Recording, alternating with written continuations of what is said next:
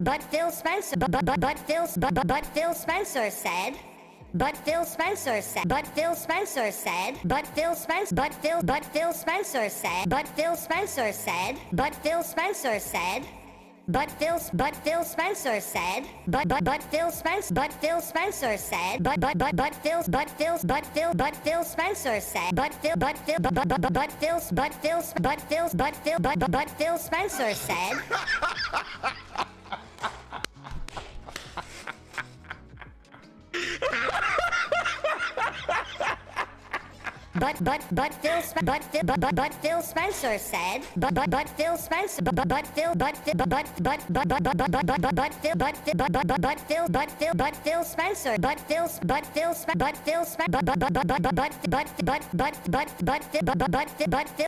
But Phil Spencer said.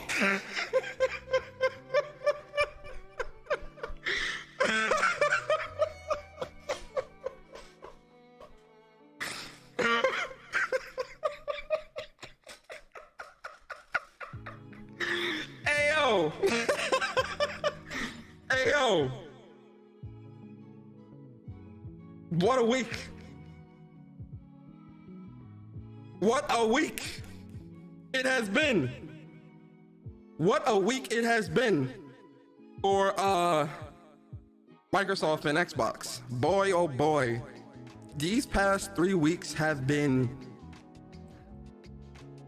crazy. They've been crazy, man. Like, I'm speechless, man. Like, week after week after week, it really has been some wild stuff going on when it comes to the Xbox and and what's going on over there with the gaming division, man. It ain't a good look. And unfortunately, here we find, oh shit, that shit loud as fuck. That shit loud as hell in my ear. Unfortunately, we find ourselves here again with some more, I wouldn't necessarily say bad news. Yes, I would.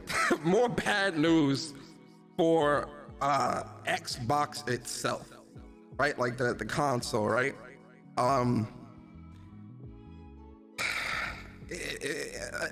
Listen, if you've been living under a rock, you see the title of the podcast, man. Phil Spencer interview breakdown, man. Phil Spencer had an interview with Kinda Funny, and it was eye-opening, really and truly. It also reconfirmed a lot of the stuff that we've been saying, but also there's some stuff there that I don't agree with, right? But before we get into any of that, what am I doing before? Oh shit, I got auto tune on. Oh, yo, I'm not looking at the chat. My fault. Hold on, let me get situated. My fault. Yo, I didn't know I had auto tune on, man. Oh shit, I didn't know I had auto tune on. Oh shit, I didn't know. Yo, now y'all know my secrets when it comes to these sound bites. Yeah, I be using auto tune, right? Alright, so let me start over, man. Sounded like a Finn from Adventure Time when he swallowed B. Yo, my fault, man. I forgot. I was setting up some sounds. I'm gonna play the sounds in a minute. I got y'all. But yo, where are my manners? Yo, before we do anything, yo, can we vibe out for a little bit longer, guys? Just for a little bit longer. Can we vibe out? Listen, it's Friday. It's the weekend. You understand? I don't know. I don't care where you are in the world. It is the weekend. Can we vibe out for just a little bit longer, guys? Can we vibe out? It's Friday, guys. We gotta vibe out just a little bit. Just a little bit longer. We gotta vibe out, man. We gotta vibe out just a tad bit longer, man. We gotta vibe out, man. It's the weekend, man. It's the weekend. It's the weekend. It's the weekend. It's Friday. We made it through another week. We gotta vibe out here, man. We gotta vibe out, man. Listen, put a 1 in the chat if you feeling great. Put a 2 in the chat if you feeling okay. Put a 3 in the chat if you're not feeling good. But if you're not feeling good, we're gonna bring that to a 2.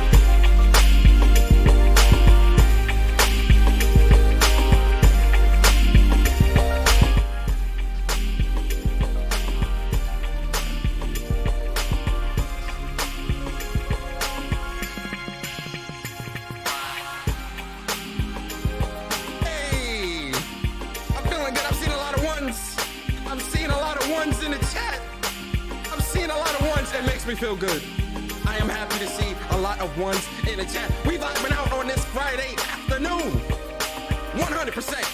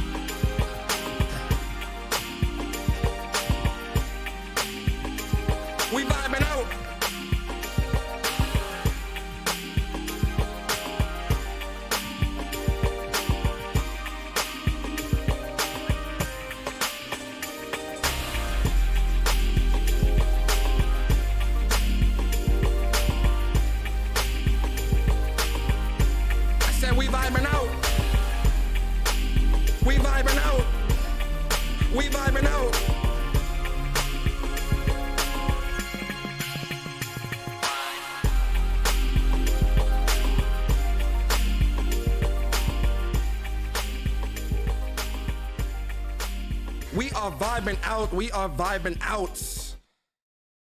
Hey man, listen, I hope y'all feeling good. I hope y'all feeling happy, healthy, and safe. But we gotta shout out the folks in the chat, man. Let's shout out the folks in the chat, man. Yo, Unknown, what's going on with you, bro? Appreciate you. Prince Philip in the building. Prince, what's going on with you? Phil Spencer, we can't compete. What's going on with you? Nato H in the building. Vegan VR in the building. Teasy in the building. Who else is here, man? Yo, David 2 Cents in the building. Dre in the building. B Dog. Oh, y'all like that beat? I play it back. I run it back.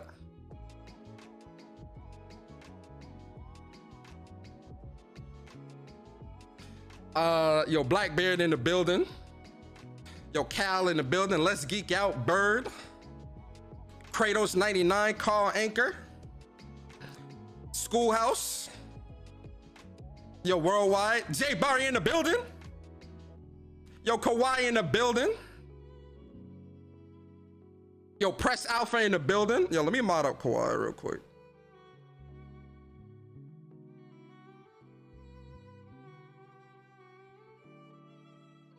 Yo, Killer Cam for show.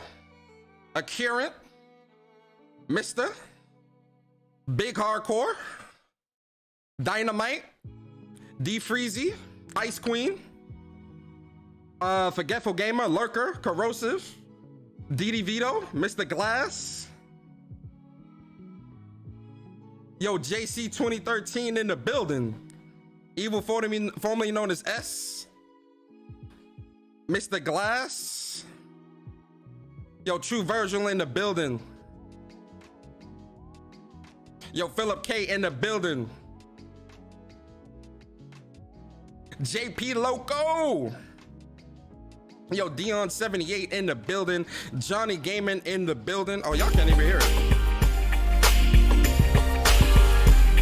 Yo, y'all ain't even hear the song. Hold up. I got y'all. Hold up. Y'all ain't even hear the song. I got y'all.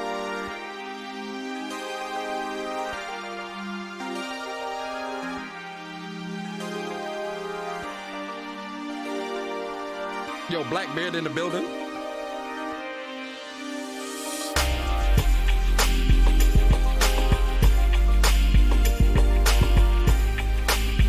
Yo, Lord Horg in the building. Yo, Object to be in the building.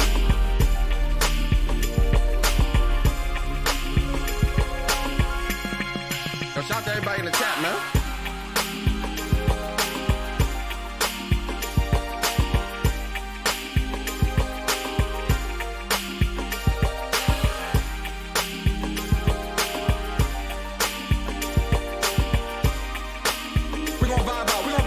Just one more time, then we're gonna start the show. Let's vibe out one more time, then we're gonna start the show.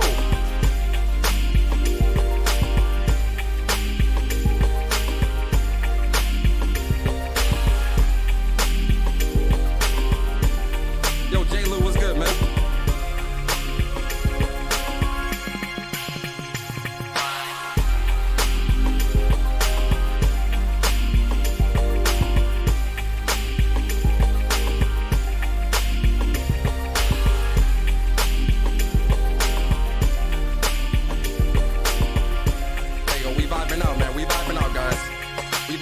Man.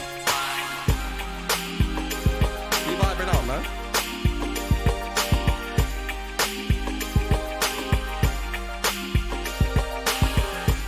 Yo, steady flow, what up?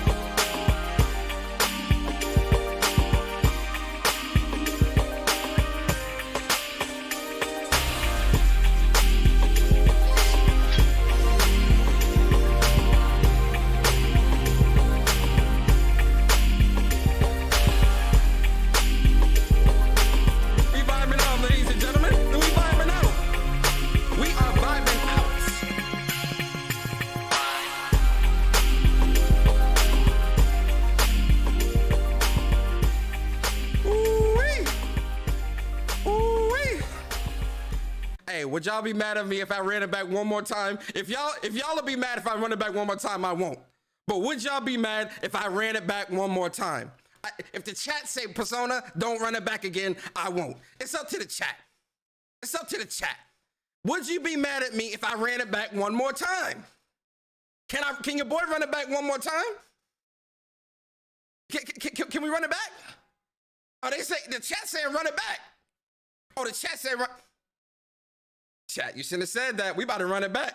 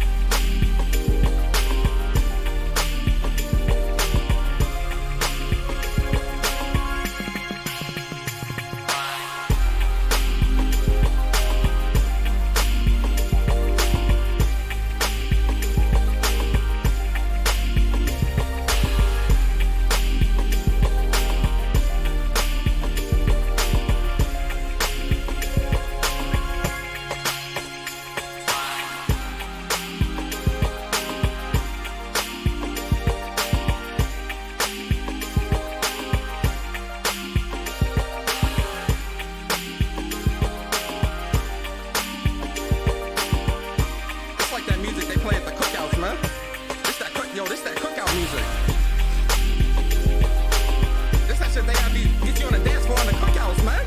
You be at the cookouts, this beat come on, you like, oh, hold on, I gotta get up on the dance floor.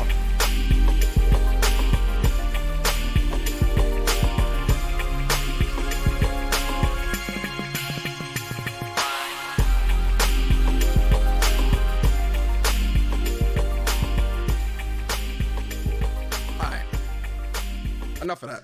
Enough of that. Cheese to A Persona, you gotta send me this beat and I'm gonna get mad. Yeah, I got you. I'll send you the beat. So who sing? This is a beat. The beat is called Loud in the Cloud by Nana Kawabina. Loud in the Cloud. That's what it's called, man. But yo, how y'all feeling, man? I hope y'all feeling good, man. I hope I lift your spirits, man. I want everybody to be good. You already know, man. It's gonna be a great show today, man. On this special episode of When Persona Speaks, where we breaking down this this interview, And listen, man, yesterday, yeah, I really wanted to do it yesterday. I promise I did. I couldn't, man. Like I went out last night after work, and I just couldn't swing it. I couldn't give you a quality show how I wanted to. And y'all know how I am, man. When it comes to my channel, man, I like to give y'all high quality. I don't like to rush things. I don't like things to be unprofessional in terms of how I do things. So I'm always going to give you that high quality. And as you can see, this stream is brought to you in 60 frames per second. Check it. Go on and check. You can go up to 1440p 60 frames. Yes, we do 60 frames because we are in next gen. 60 frames or bust. You feel me? But listen, I got some new sounds for today, guys, so that we can have a little fun. Listen, we're going to break down this interview. I'm going to give my thoughts. And listen, I know this shit has probably been, even though it's only been a day, once this interview dropped, yesterday was it was a madhouse, yo. Like, it was this space, that space, this space, that space, this show, that show, this show, that show. It was so much going on. And I heard a lot of thoughts, a lot of opinions. Shout out to Bari, because Bari put out a really great breakdown as well. If you guys want to check that out, head over to Bari's YouTube channel, Jay Bari, and check out his analysis of it and gave his thoughts on the interview and what Phil Spencer was saying. Also, shout out to Sick Humor TV. Make sure you guys go check out No Cap Podcast, man. Sick, he did a really dope breakdown as well and gave his thoughts. It was very funny. Also, shout out to King Thrash Gaming. He also broke it down as well. So make sure you guys check out King Thrash. Also, shout out to J-Dub. I believe J-Dub did it. I didn't see it on in my subscription feed, J-Dub. I got to check if you actually did a breakdown or not. Even if you didn't, definitely be on, support J-Dub, man, and subscribe to his YouTube channel. Also, Porter Rock 77, he did a breakdown as well and gave his thoughts on what Phil Spencer was saying. So make sure you guys check out Porter Rock as well, man. A lot of great dudes out here, man, giving their thoughts on, these different things. And it's always, respectful. I got some new sounds for today, guys. I think y'all gonna like it. Also, shout out to everybody in the chat. I'm gonna get to the super chats and everything in a second, guys. I got y'all with the super dupers. I appreciate y'all always. I got some new sounds that I think you're gonna love. I think you're gonna love the sounds. I think you're gonna love the sounds that your boy is gonna be having for today. And I think they really do coincide with the current state of the gaming community. So you already heard what Phil Spencer said. But Phil Spencer said. But Phil Spencer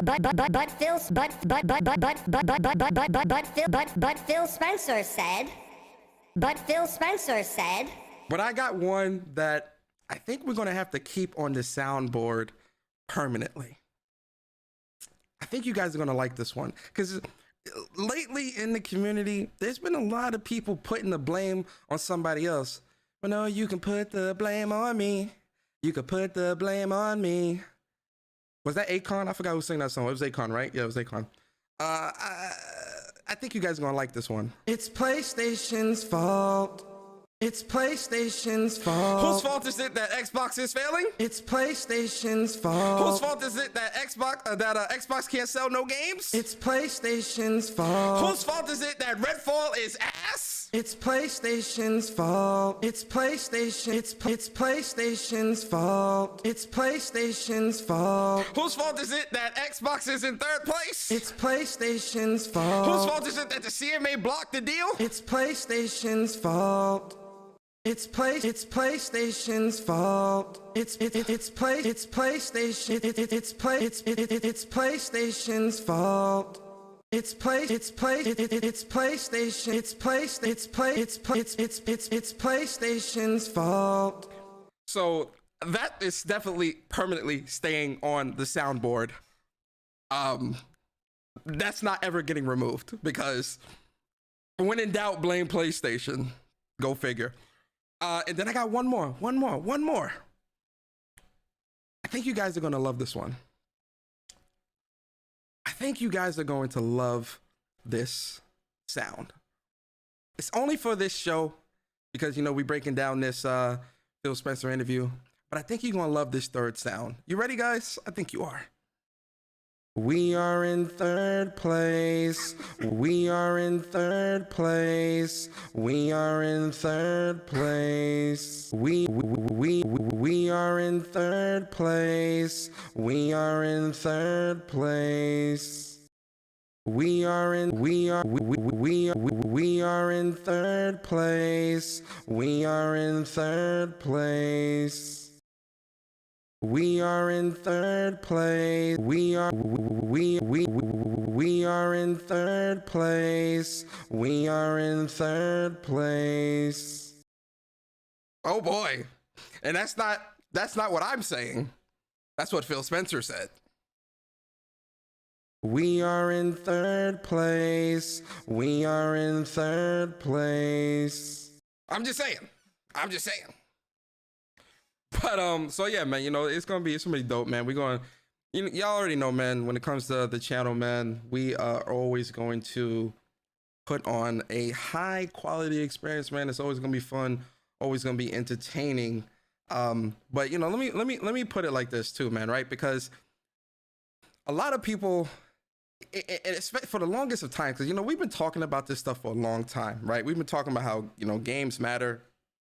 You know, Activision, Blizzard, all this other stuff, how, you know, Microsoft's focus is not the console, but Game Pass and, you know, all these other different things that we've been saying for a long time because this is what they've shown, right?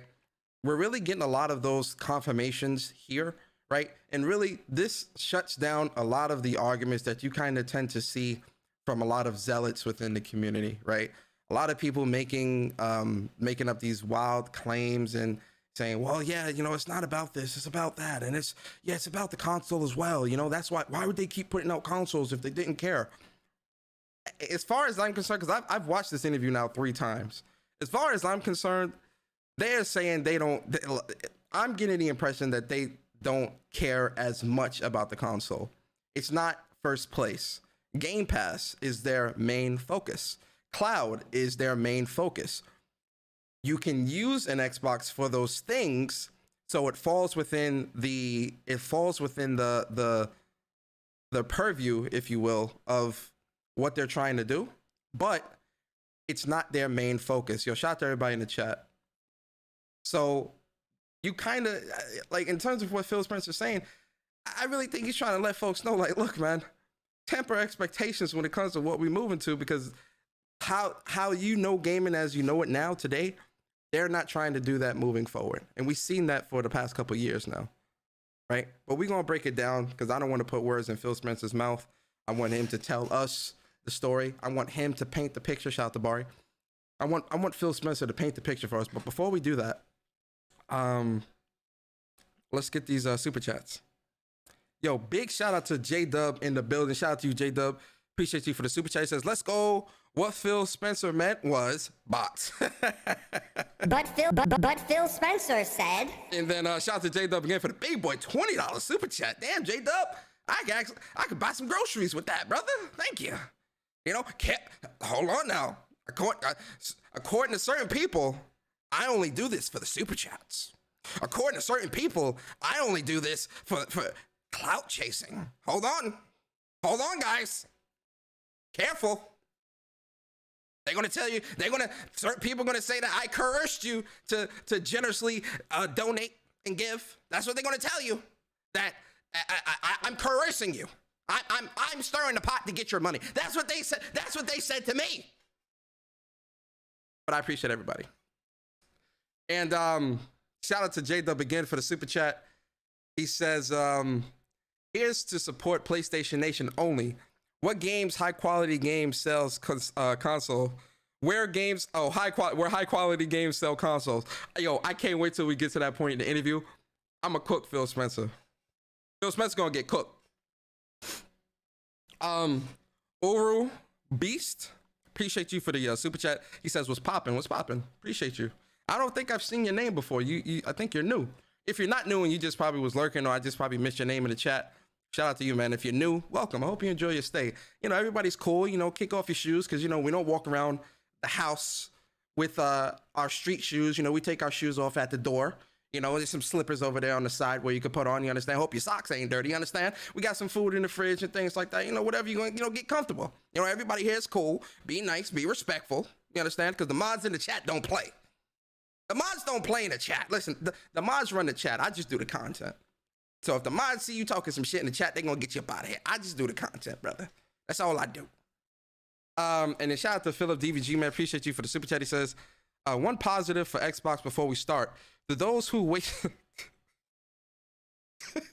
to those who wasted Game Pass money for Redfall, I recommend giving Ravenlock a try. Just beat it in one sitting. Oh wow, is it really that short? Somebody just subscribe to the channel. Shout out to whoever just subbed to the channel. I missed it. And then shout out to Kratos99 for the super chat. It's PlayStation's fault. Absolutely. It's PlayStation's fault. Shout out to y'all, man. Shout out to y'all. I know I appreciate y'all so much rocking out. All right. Let's get into this, man. Let's have some fun. Oh, let me remove my background. Yo, shout out to Bari, man, for putting me on to NVIDIA broadcast, man. This shit is dope. Background removal. There we go. I like NVIDIA broadcast, man, because it just makes everything so much easier. See, now there's no background, but you still see me. You understand? That's the power of technology. Technology is so amazing, isn't it? All right. So look, shout out to Kinda Funny, man. Shout out to Greg Miller, Blessing, Snowbike Mike, Gary Witter. Although I'm about to cook Gary Witter today too, man. I ain't gonna cap. The man gonna get cooked. I'm gonna keep it a stack with you. He's getting cooked. Shout out to Paris as well. Paris is listen, I like Paris, man. I like Paris. I think Paris is a cool guy. Although I don't agree with everything that he says that pertains to gaming, I am able to disagree with him respectfully. But I do think that Paris is a great guy. I really and truly do. I think he's a really cool guy. And shout out to him in this interview, man, because Paris was definitely asking a lot of the questions that I would have asked Phil Spencer. Like, if I was able to interview Phil Spencer, some of the questions that Paris was asking, those would have been my questions as well. Like 100%. Right. So big shout out to Paris, man, for really, putting his foot down and really, like, trying to get those good answers from Phil. So shout out to Paris for that, man. Right. And shout out to the whole Kinda Funny family, man. Big shout out to them, man. Those are really great people. And, they're doing some great stuff out here in the gaming community. Big shout out to Chris B, man. He says, 2 months as a member on the channel. I appreciate you, Chris B. He says, I love the content. Well, thank you. I'm glad you enjoy the content, really and truly. And then, you gifted 5 memberships. We got 5 new members. Who the members? Seattle Chef, Iman Rich, the Swag Lord, Ghostface, Alex E, Corey Macy. Yo, round of applause for the folks in the chat.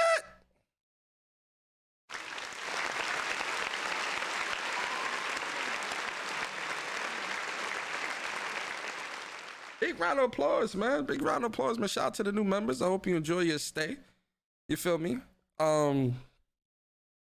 Your Nerdy Gamer was good. Cloud, J. Lou. Shout out to everybody in the chat, man. If I missed your name, shout out to y'all, man. I really do appreciate y'all. But yo, let's get into this, guys. And let's see what's up. Let's see what they talking about, man.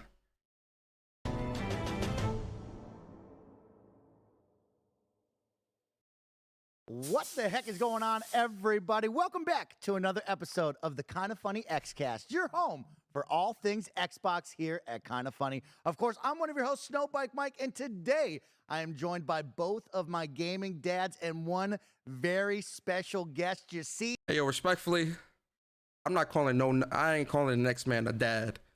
if you ain't my real father, you ain't getting, I'm not calling you my dad, respectfully. Listen, that's him. He do what he do.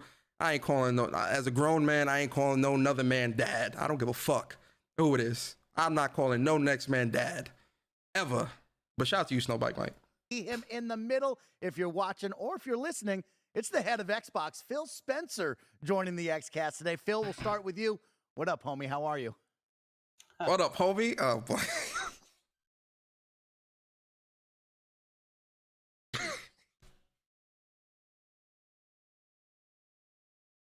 What up, homie? What up, homie? Yeah. That's how we gonna talk to the. Hey, yo, this interview gonna be gold, bro.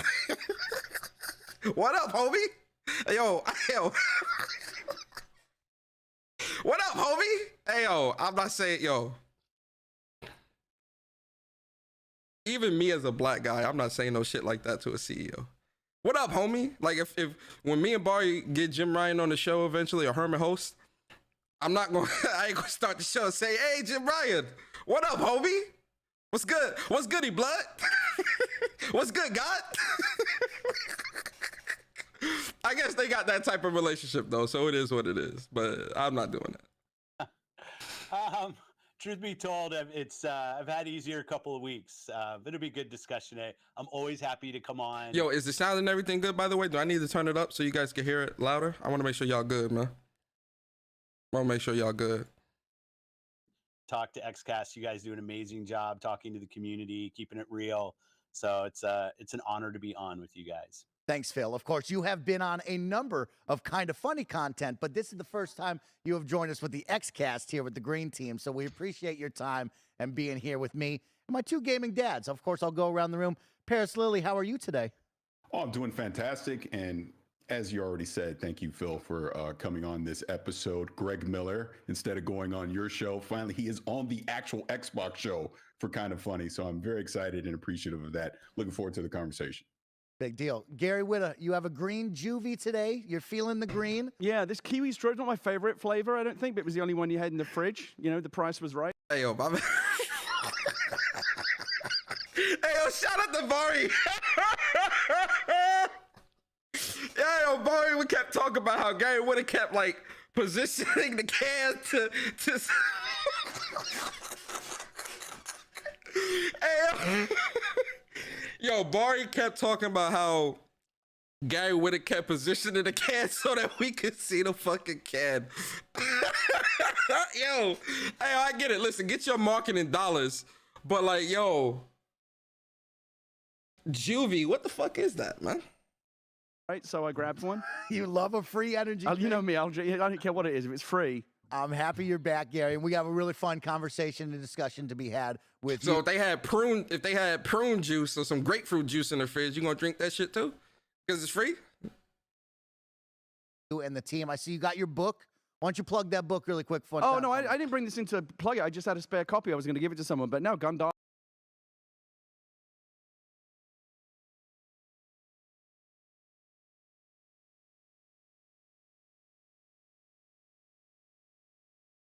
Oh no, I didn't. I just had a spare copy.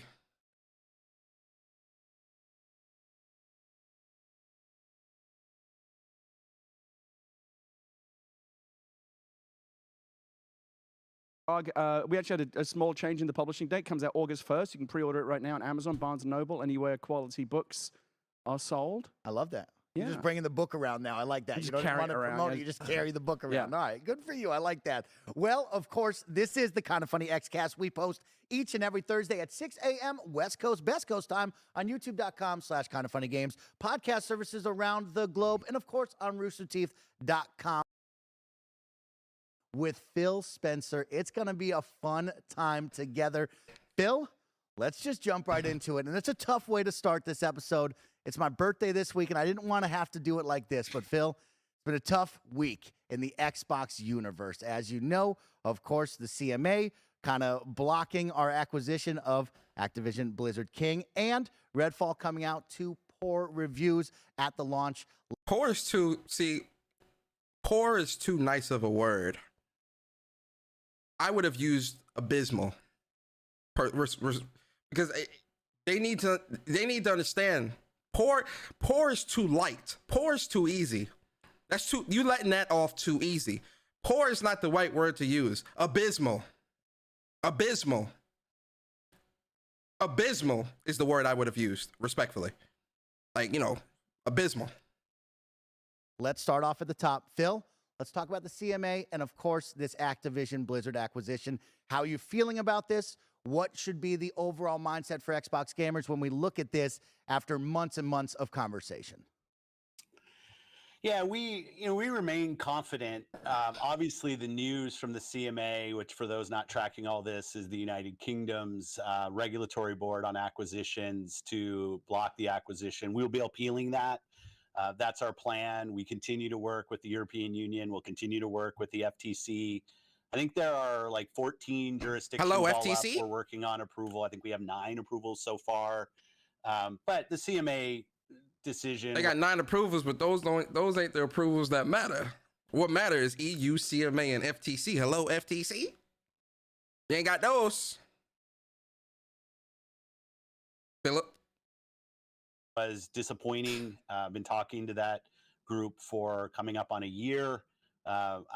They've defined a market of cloud gaming that, in my mind, doesn't really exist yet today.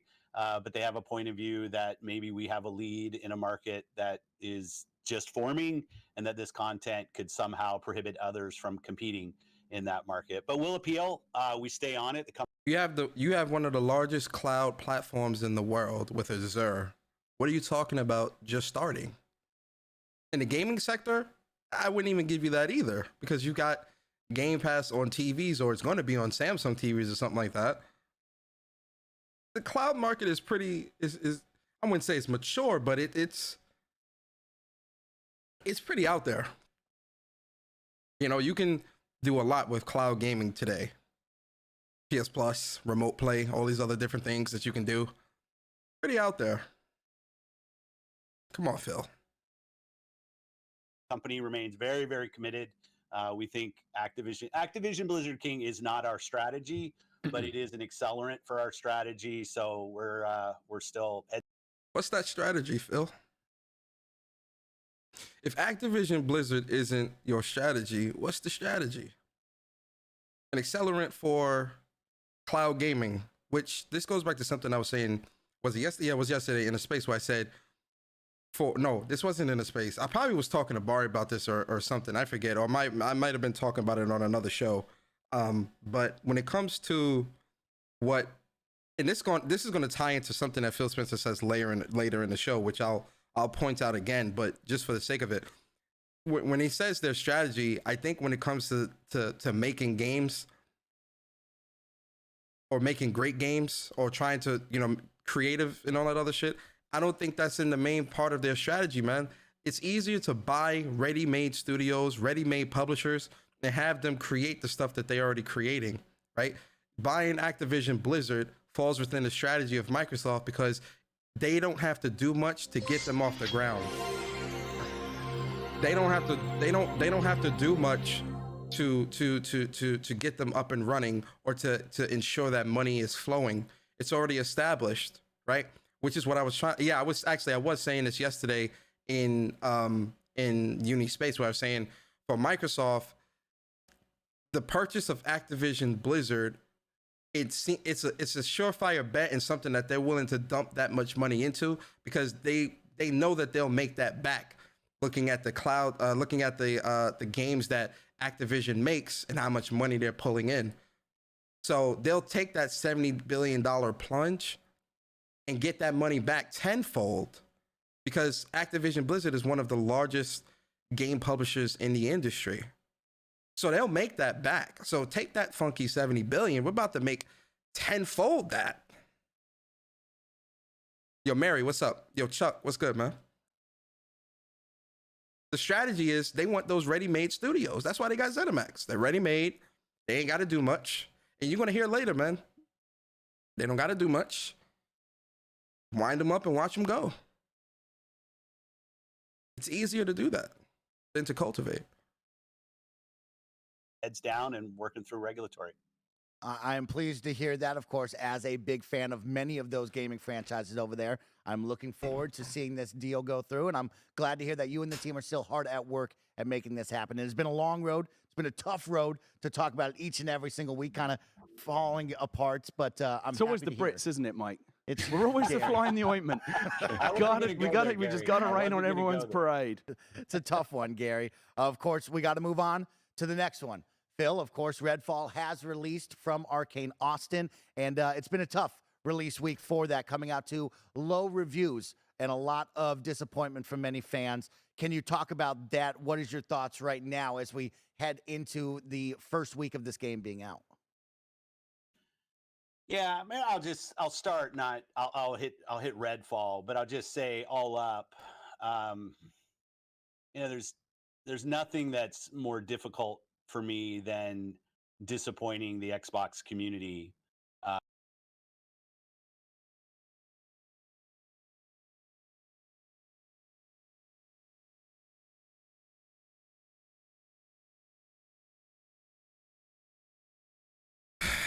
We've been down this road before. We've been down this road before. We've been down. I don't even need to hear him finish the sentence because we've been down this road before. I hear you. We've messed up.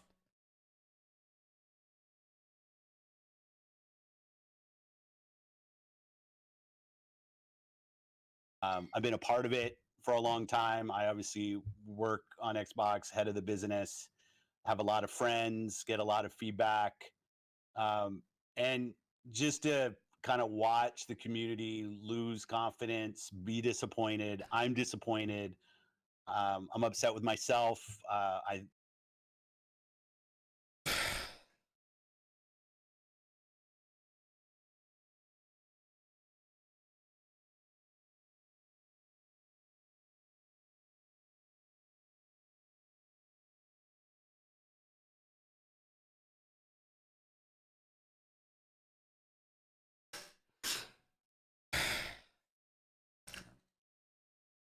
kind of revisit our process.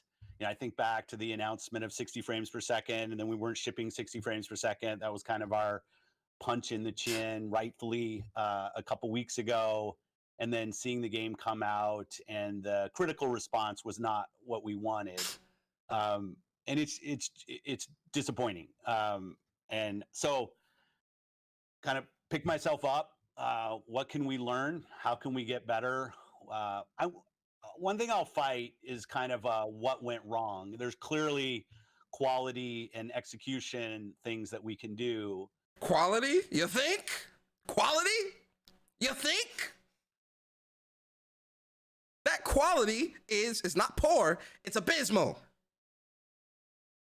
Absolutely, Phil Spencer. That quality is abysmal. It needs to be worked on ASAP. But one thing I won't do is push against creative aspirations of our teams. Then a lot of people will say, hey, you've got teams know how to do one kind of game.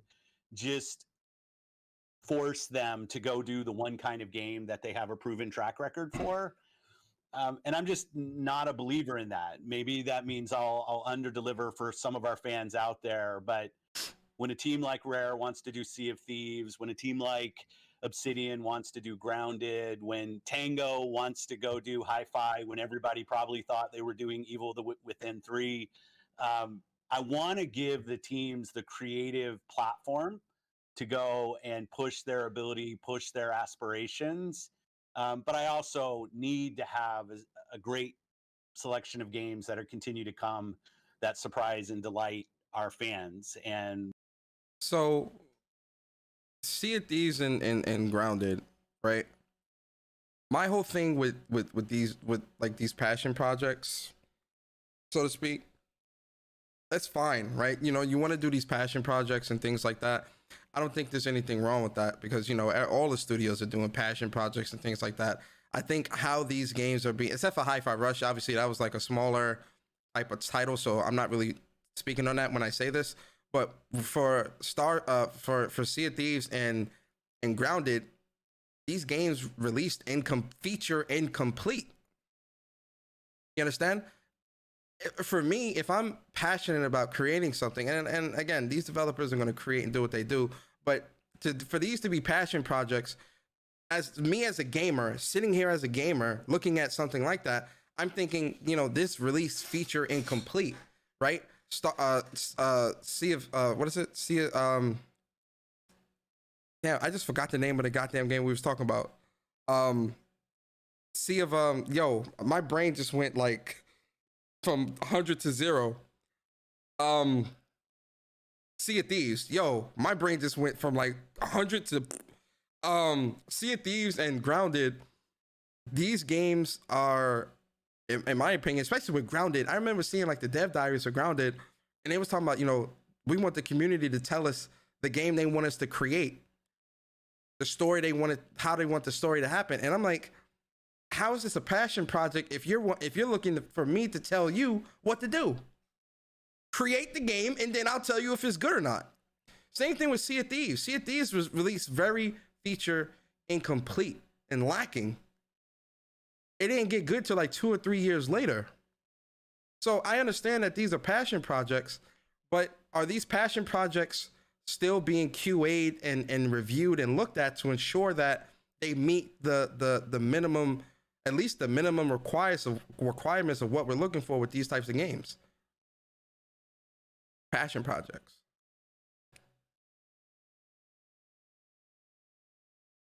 Respectfully. We under-delivered on that, and for that I apologize. It's True Virgil, shout out to you for 8 months as a member on the channel. He says, at least Phil talks to his fans and let them know what's up. When Jim Ryan, let me see this. Hold up. Where Jim Ryan at, ponies? I'm eating good with Game Pass. Y'all starving and can't afford $70 games. True Virgil, what the hell are you talking about? Cloud, shout out to Viper for the super chat. He says cloud gaming has definitely been established. They act like it's non-existent. Yeah, cloud gaming has been around for quite a while, actually. Especially on PlayStation. Not what I expect, not what I want. But it's ours to deliver.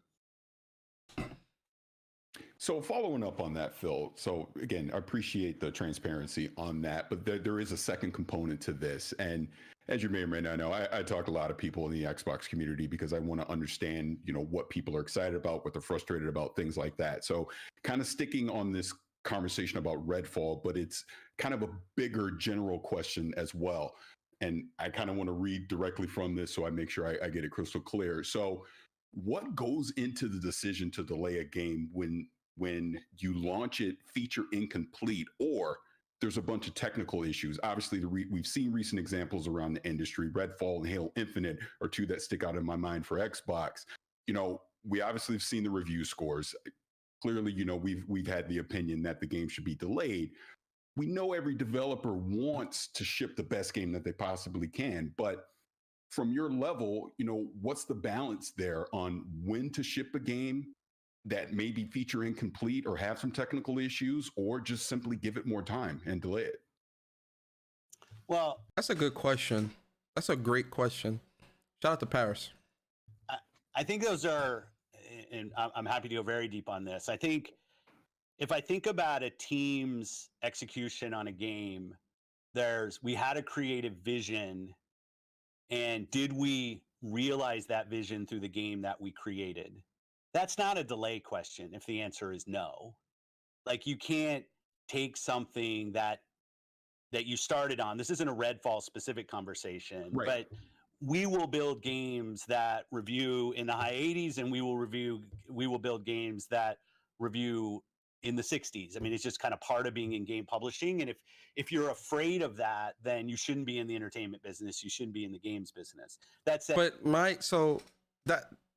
And this is kind of probably just how I'm thinking, right? And again, I'm not in the game industry, so I'm not privy to certain knowledge that some of these influencers or developers or whatever may be privy to when it comes to that. But if and again, I'm just speaking from me, like, and this might be just my own ignorance, but if I'm creating a game, I'm not creating a game with the mindset that my game is going to be reviewed poorly, regardless of what type of game it is. If it's a strategy game, a racing game, or whatever. As a developer, I wouldn't want to create a game that I know is going to review bad.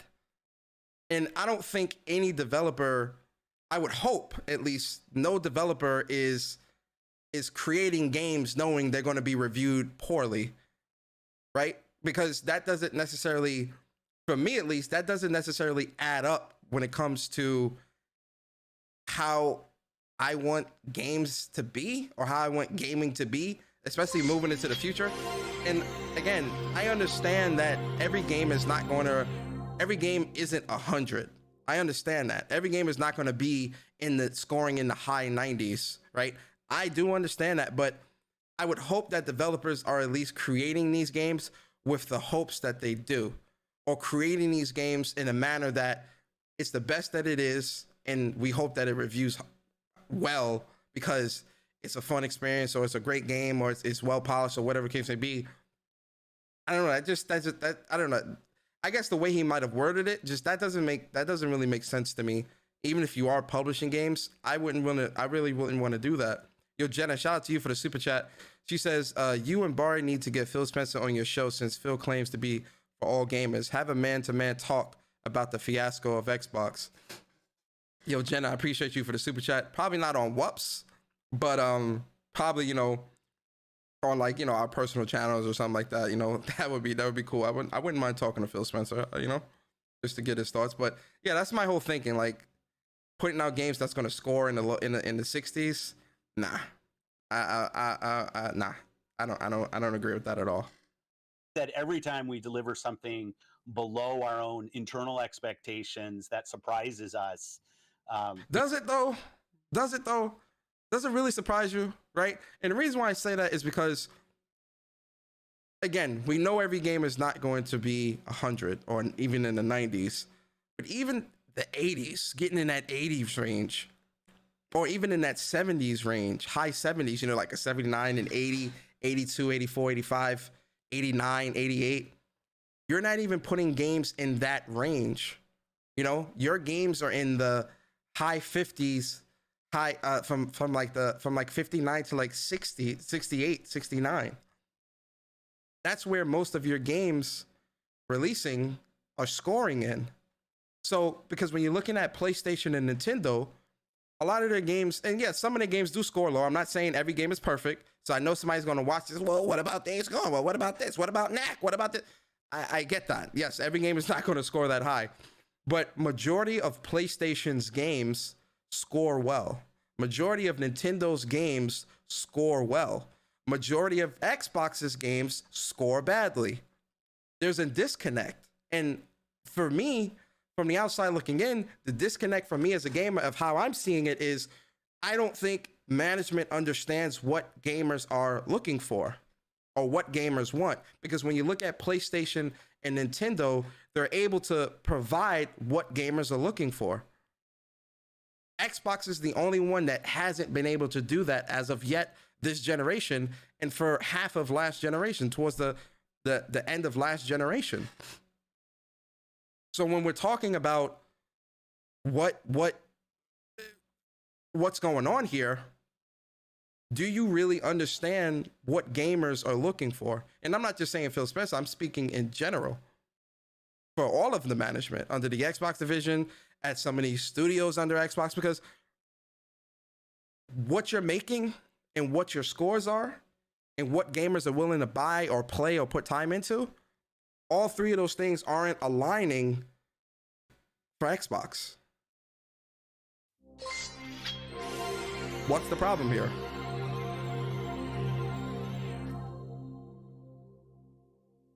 Yo, Kelvin said, Persona, I think we really just need to accept that Phil Spencer and certain leadership don't have the eye for what's what. Either that or other leadership are just yes men to Phil's vision. I would hope that's not the case, although, and that's a good way of putting it, but I would hope that's not the case because it's not working. They need to either get some fresh eyes or look at this, because what they're doing now is not working at all. In terms of like putting out great games. And a shout out to Viper Reefs Corner. Appreciate you for the super chat. He says, I get that Phil means a developer may do their best and get a 60, but who QAs and plays this game? I need to know who said, yes, let's release it. That's what I'm saying. Especially, you know, if we're sticking on the case of Redfall,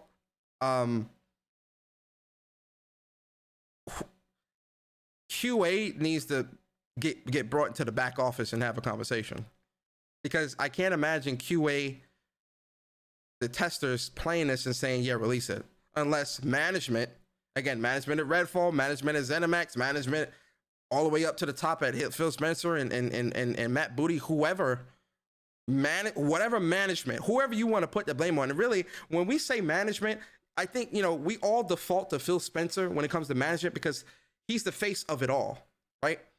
But management is layered. When we say, when I'm saying management, yeah, Phil Spencer falls within that, but it's also layered. Management at the studio, the leads, the directors, the heads, the presidents, whoever at those studios also fall within that realm. Management is a problem. We should check our process. I don't look at the review scores on Redfall, and there are quality issues, and we're working on those. But I think there's a fundamental piece of feedback that we get, that the game isn't realizing the creative vision that it had for its players. That doesn't feel like a, hey, just delay it.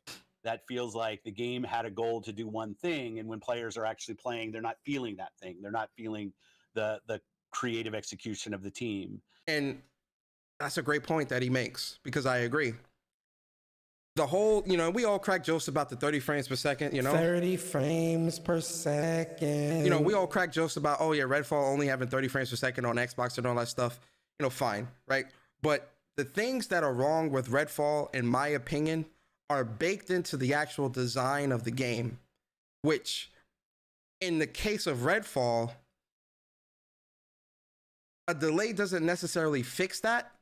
That's kind of something where you kind of have to scrap it and start again, because it's baked into the design of the game, the world, the zombies, the movement, the gun mechanics.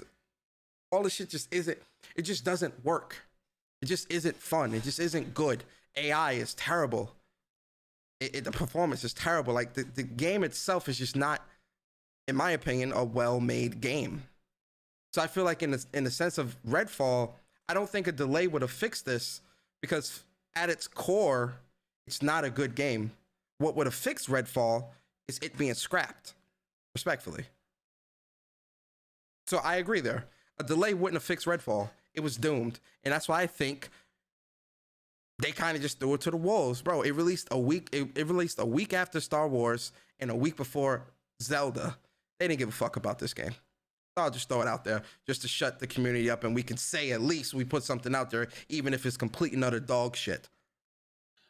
When a game needs to be delayed, what we did with Halo, we did with Starfield, we did with Redfall, because the production timeline is saying we have this vision and our production timelines don't get us to the completion of that vision, we do delay games. We do that.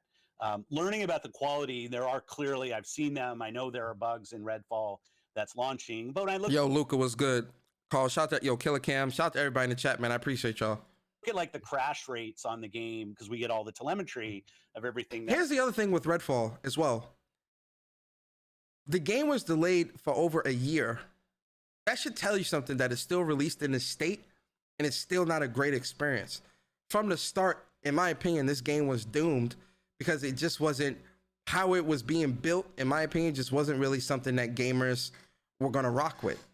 At least, for me at least. That's happened. It's not out of proportion for a game that has just. And then the same thing with Halo Infinite, right? And typically, when you see a delay, that's to make things better, right? Because something's not, performance or whatever, or you need more time to make things great.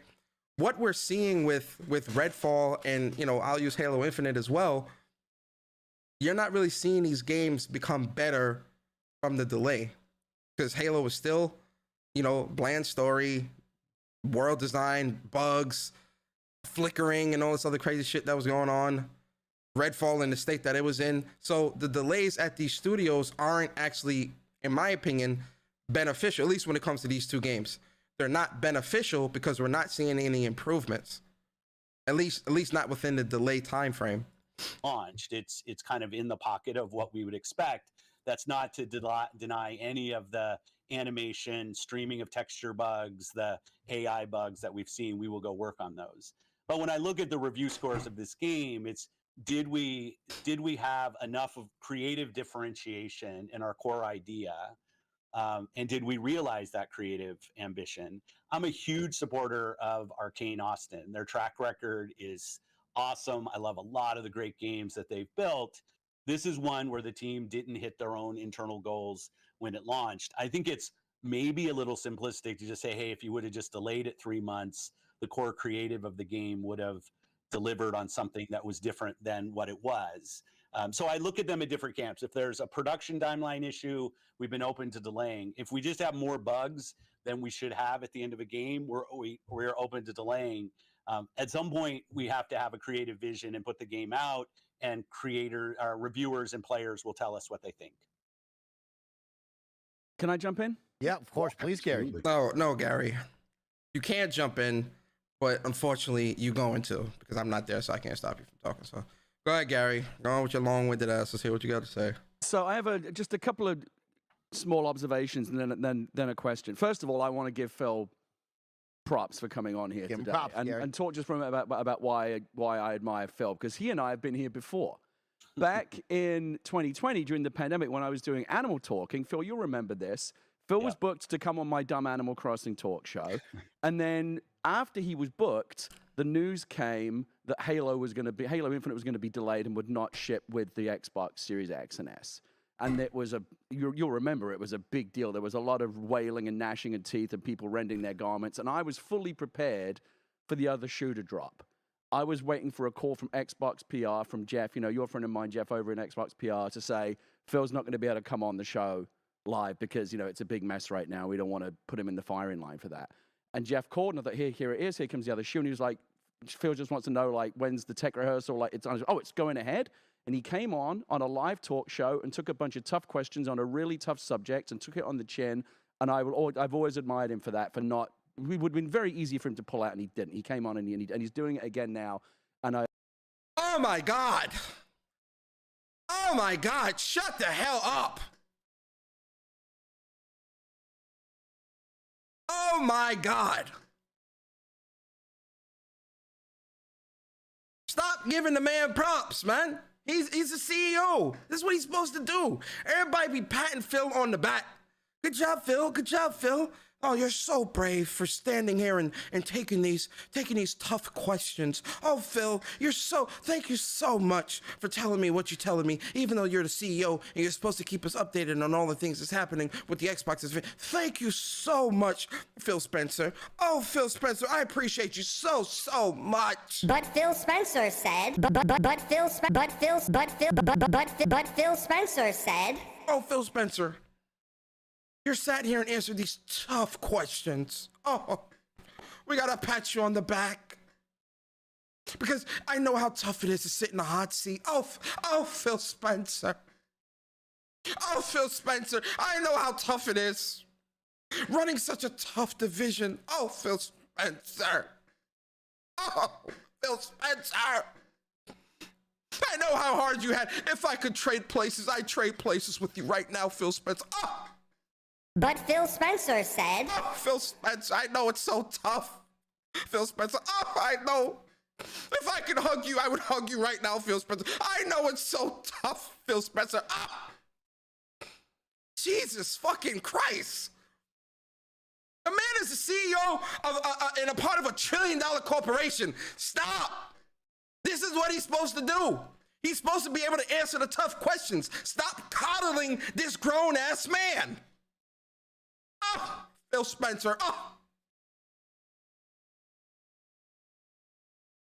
And I salute Phil for that. The other point I want to make is that every time, there may be some Sony platform warriors out there right now crowing about the fact that Redfall has underperformed. Just want to point this out as a creative. Every time somebody takes a big bet, especially a big AAA bet on an original idea, a new IP, and it fails, everybody suffers. It's bad. What? A new IP out there right now crowing about the fact that Redfall has underperformed. What? Just want to point this out as a creative. Every time somebody takes a big bet, especially a big AAA bet on an original idea, a new IP, and it fails, everybody suffers.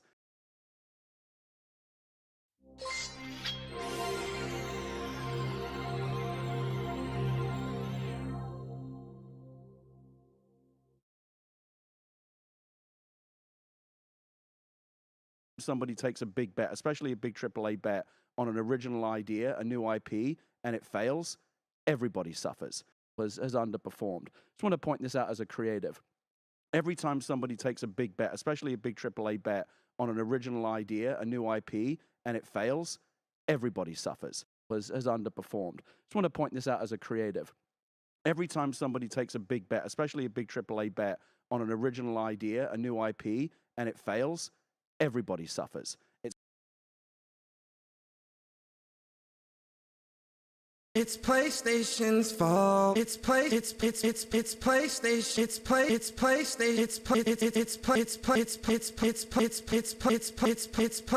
PlayStation's fault. Ladies and gentlemen, I want to ask you a question.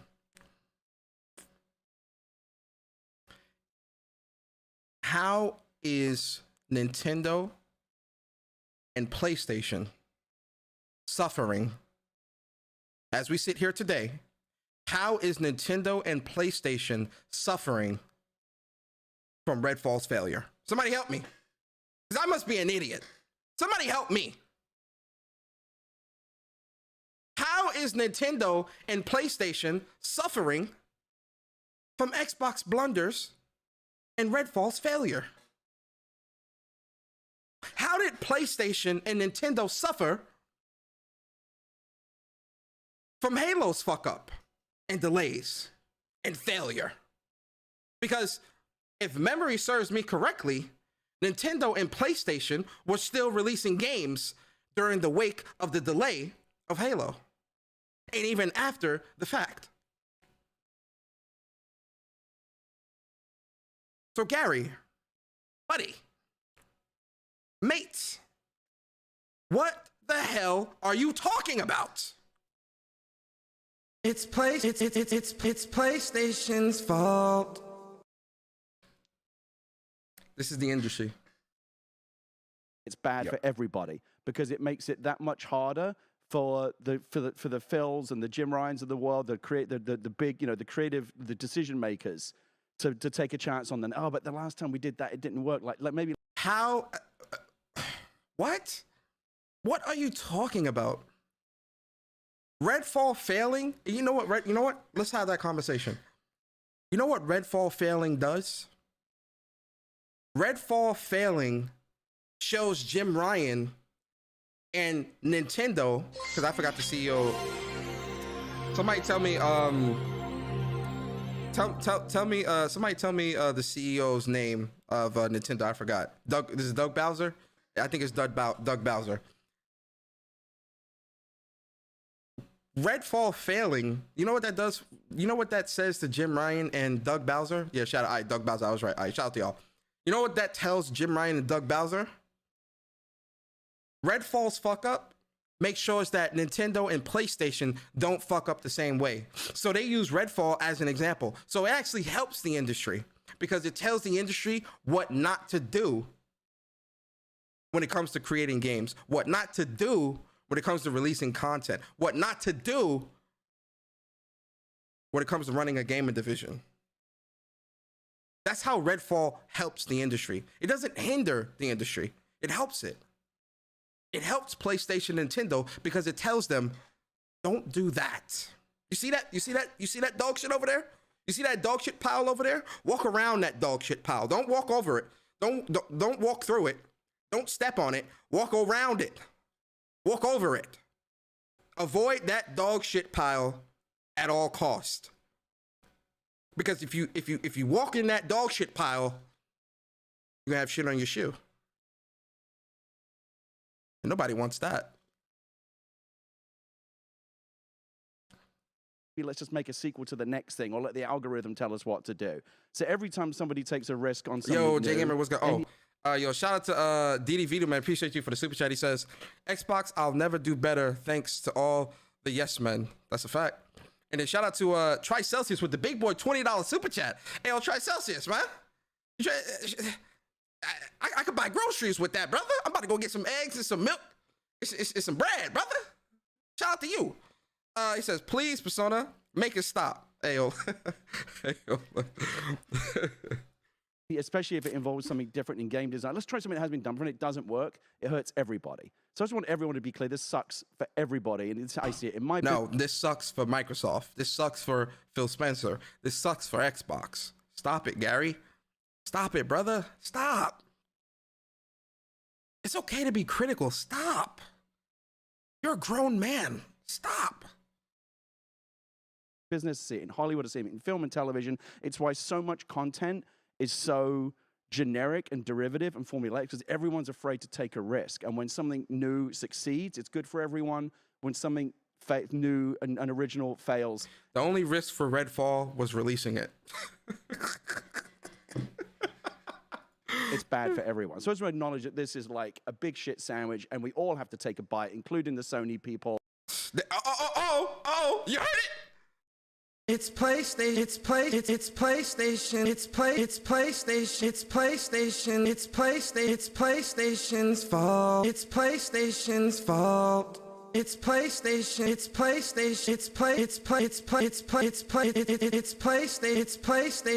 fault. You heard it? Y'all missed it. Y'all missed it. Hold on. Let's run it back. Gary, tell us what you just said. This is like a big shit sandwich, and we all have to take a bite, including the Sony people. Shit sandwich, and we all have to take a bite, including the Sony people, including everybody, including everybody. It's bad for everyone. So I just want to acknowledge that this is like a big shit sandwich, and we all have to take a bite, including the Sony people. Shit sandwich, and we all have to take a bite, including the Sony people. Shit sandwich, and we all have to take a bite, including the Sony people. Shit sandwich, and we all have to take a bite, including the Sony people. Shit sandwich, and we all have to take a bite, including the Sony people. Shit sandwich, and we all have to take a bite, including the Sony people, including everybody. Specifically with the, sorry, this is a long. It's PlayStation's fault. It's PlayStation's fault. It's PlayStation. It's PlayStation's fault.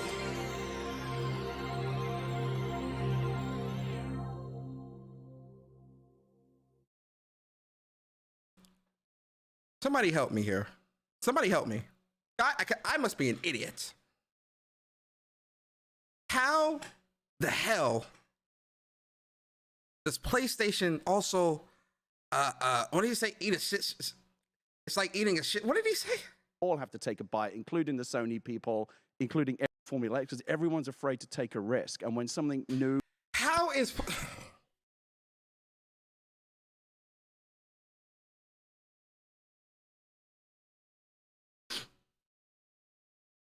Ladies and gentlemen,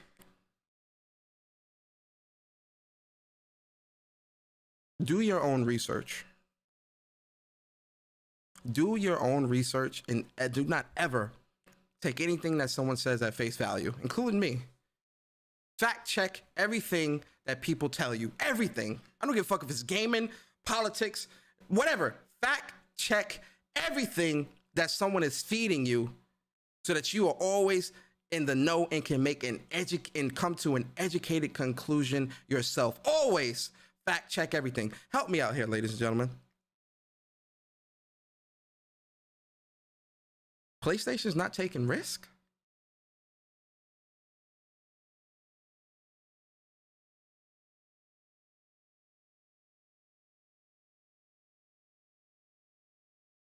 PlayStation has the China Hero Project, which they help developers with bringing more Chinese developers and things like that to the forefront and showing off and helping them with their projects. Fist, Convalarius, Sin Duality, Stellar Blade, Lost Soul Aside.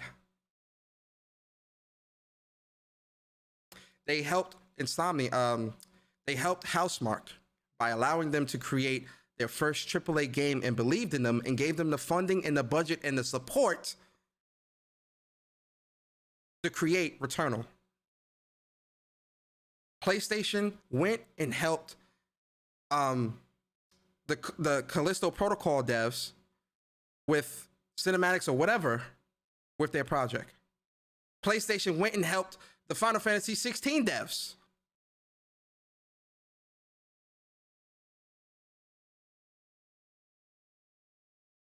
PlayStation has 12 live service games that they're working on. PlayStation is partnered with, well, now they own Firewalk, but they partnered with Firewalk originally. They partnered with Deviation Games, a brand new studio who didn't put out a project. They bought Haven Studio and believed in their vision.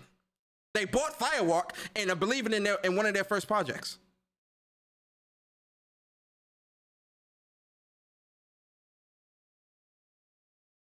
Not taking risk?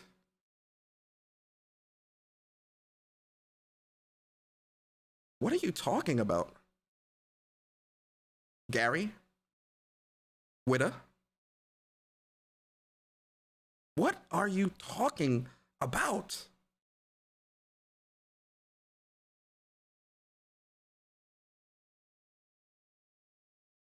God of War 2018 was a huge risk as well. You're right, Sam. Who succeeds, it's good for everyone. When something new and original fails, it's bad for everyone. So as we acknowledge that this is like a big shit sandwich and we all have to take a bite, including the Sony people, including everybody. Specifically with the, sorry, this is a long time. Specifically with a question for Phil, I want to talk specifically about Redfall. When you say that you're disappointed in the reaction, that to me suggests that the reaction was something different than what you were expecting, what you were hoping for. But I know that when these big AAA games, they get subjected to all kinds of internal testing. Focus groups come in. There are third-party companies that will come in and even write like mock reviews or come like hit detection out that will tell you, here's what you can expect the press to make of your game. So usually you've got a sense of what the game is going to, how it's going to be received before it's released, so you can be prepared for it. So Phil, when you say you're disappointed, does that mean that you thought the game was going to be better received, or was it in line with expectations? How surprised were you by the reaction, or how, like, internally, how much do you know? I feel like this one, people we know the game it has problems. Like, to what extent was this different from what you expected? And also, and sorry, I know I've been talking a long time. And the second part of that is still talking. When a game is released now, it's not like the old days when a cartridge was shipped in a box and the release of the game was the end of the game's like development cycle. Now it's just the 1.0 release is just a point on the roadmap. To what extent, given that what we're talking about here is not just 30 frames, but design issues, things that may be more conceptual, to what extent do you think, or are you committed to continue? Bro, am I in the Twilight Zone? Is this punishment? Is this a new episode of Black Mirror that I don't know about? Am I in one of the new episodes of Black Mirror? Is this punishment for what I've done? Did I do something wrong? Why is he still talking?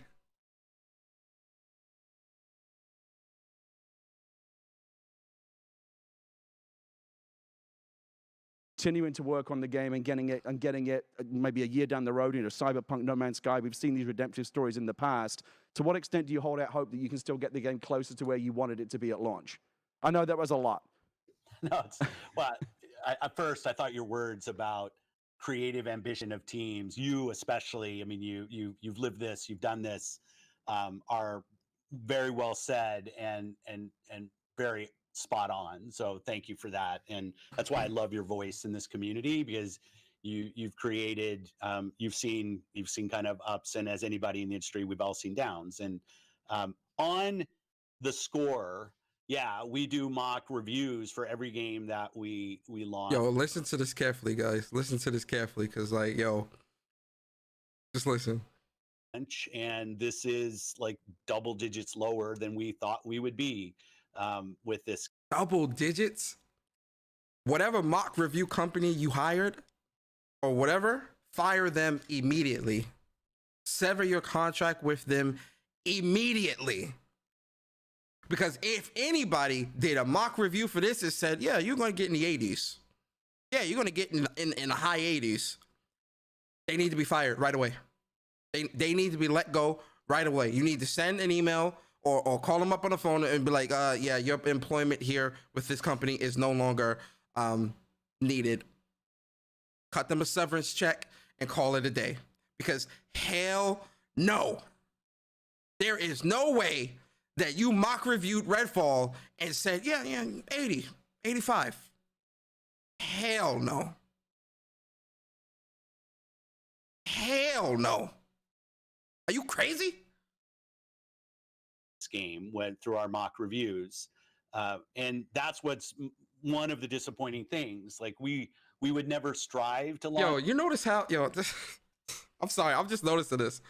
Yo, they got the camera cropped out so perfect to where it shows his book and it showed a drink. Watch. A game that we all thought right, it don't show the book. It showed a drink. Juvie.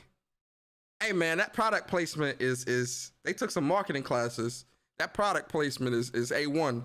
You see that shit clearly. JUVEE. Review in the low 60s. It's not part of our goals. If you look at our review scores over the last year, it's not a defense at all.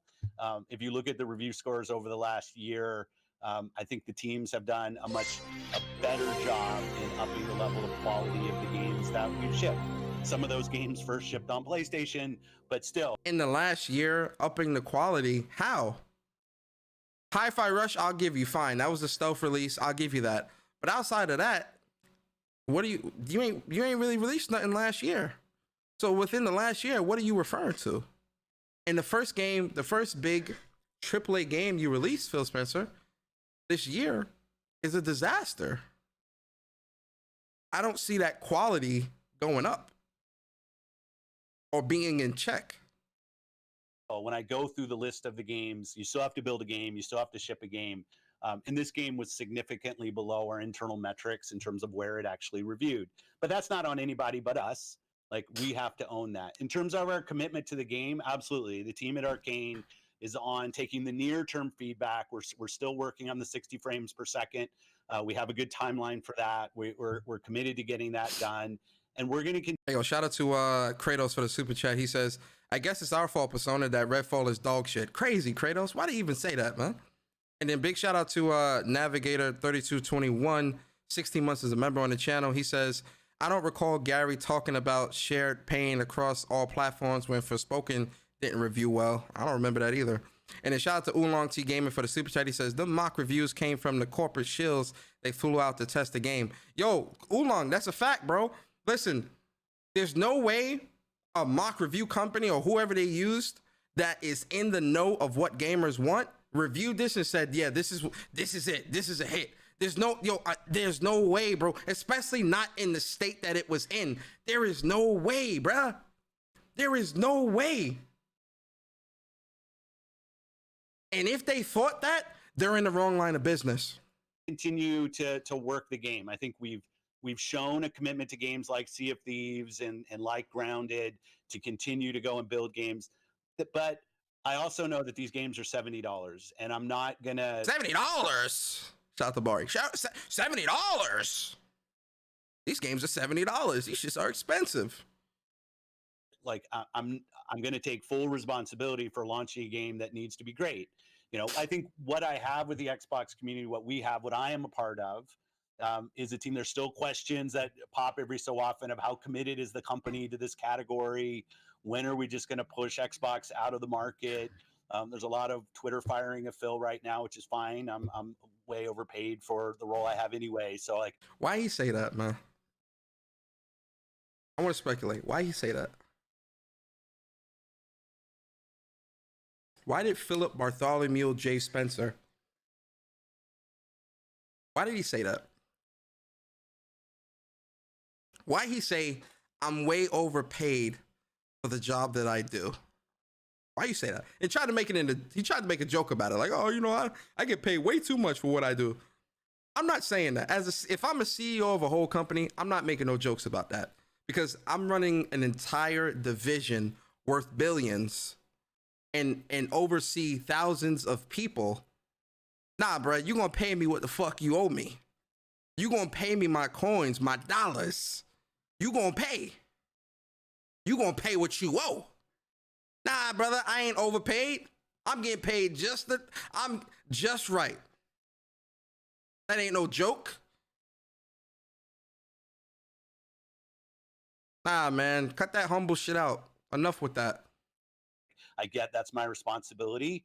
But we will remain committed to the game and the players as long as the players want to go play games.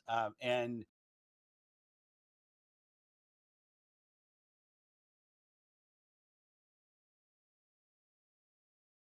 committed to the game and the players, or the role I have anyway. So, like, I get that's my responsibility.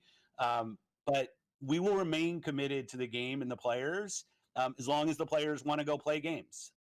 And we will remain committed to the game and the players as long as the players want to go play games. But we will remain committed to the game and the players as long as the players want to go play games.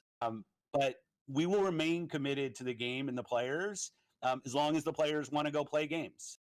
But we will remain committed to the game and the players as long as the players want to go play games. But we will remain committed to the game and the players as long as the players want to go play games.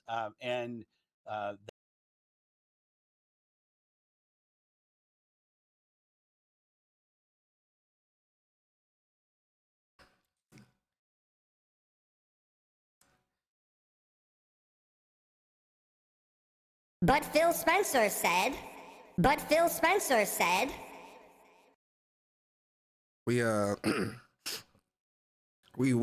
not gonna touch that with a 50-foot pole. Cause if you ask these zealots, they won't even give you their gamer tag to prove that they playing the games.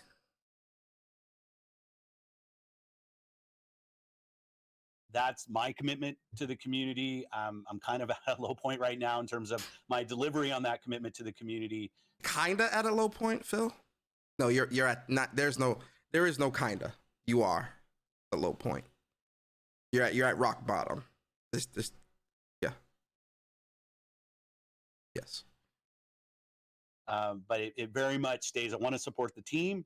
I want to support the creative ambitions of the teams. And I want to support the players. And we let a lot of people down this week with the launch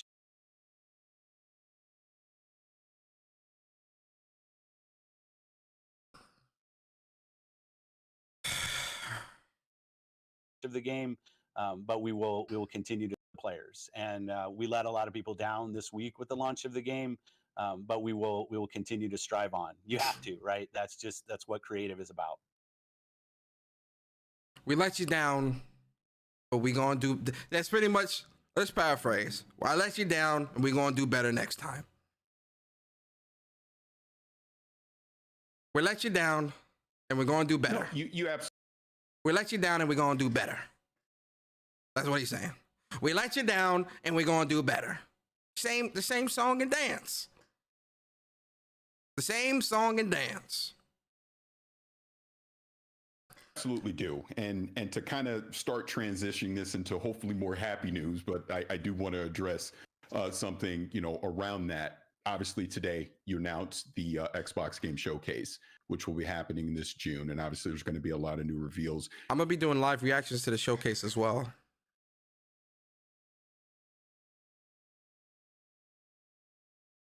And surprises that come out of that, which is great.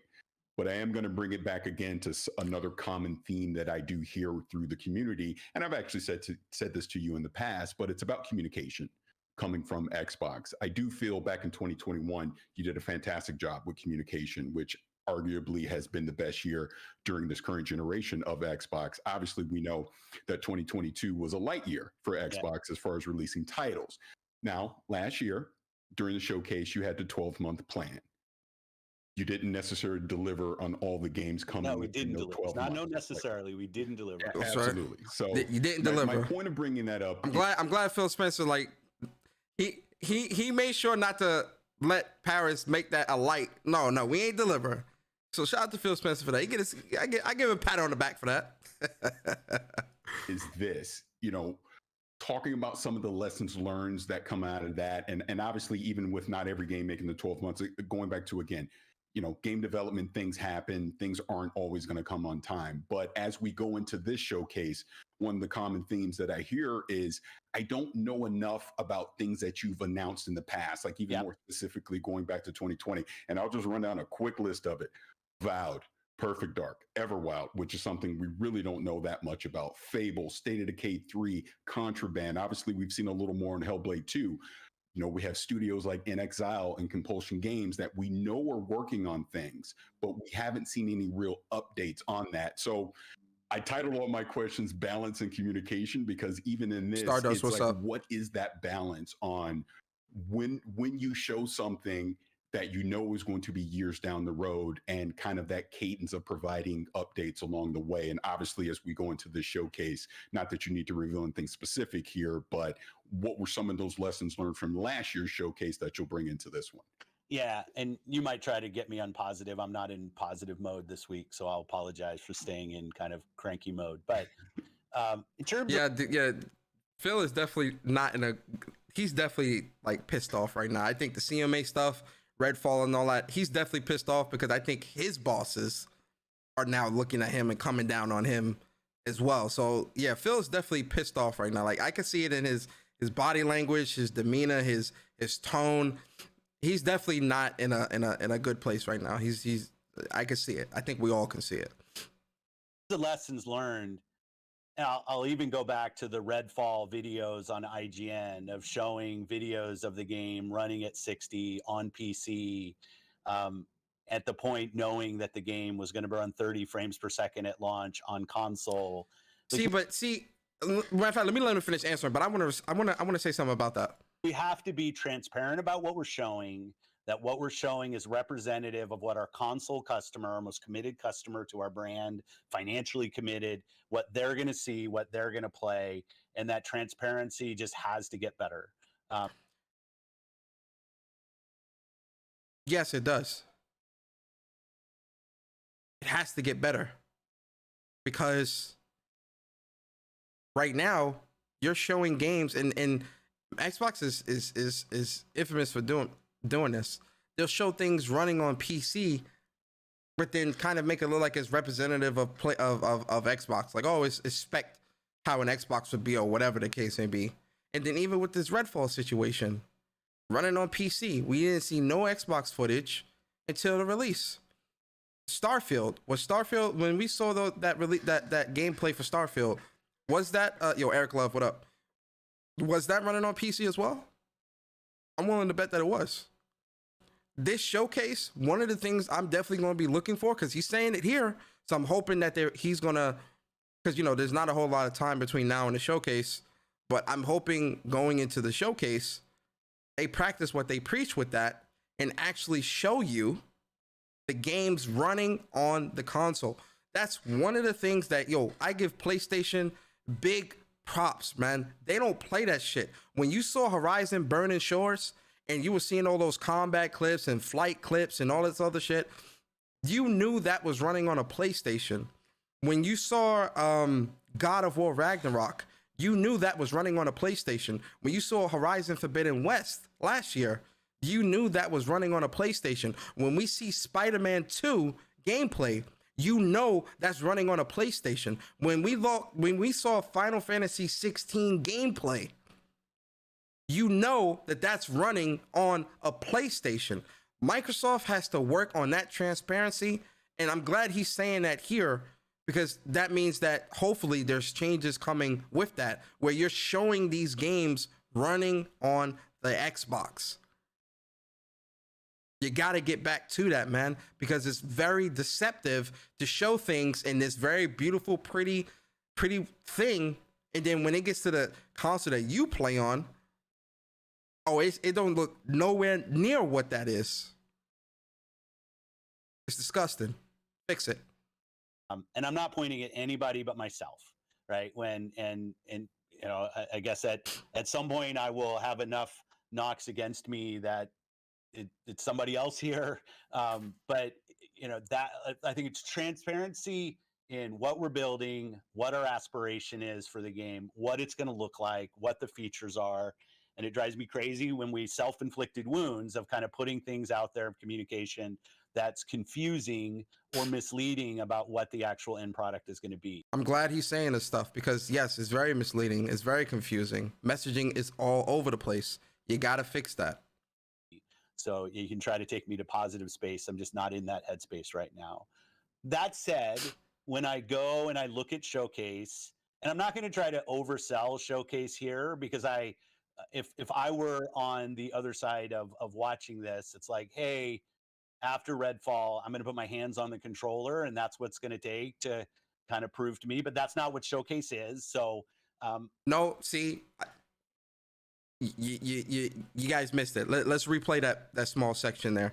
I disagree with that entirely. And that's what's going to take to on the other side of watching this. It's like, hey, after Redfall, I'm going to put my hands on the controller, and that's what's going to take to kind of prove to me. But that's not what Showcase is. So I'm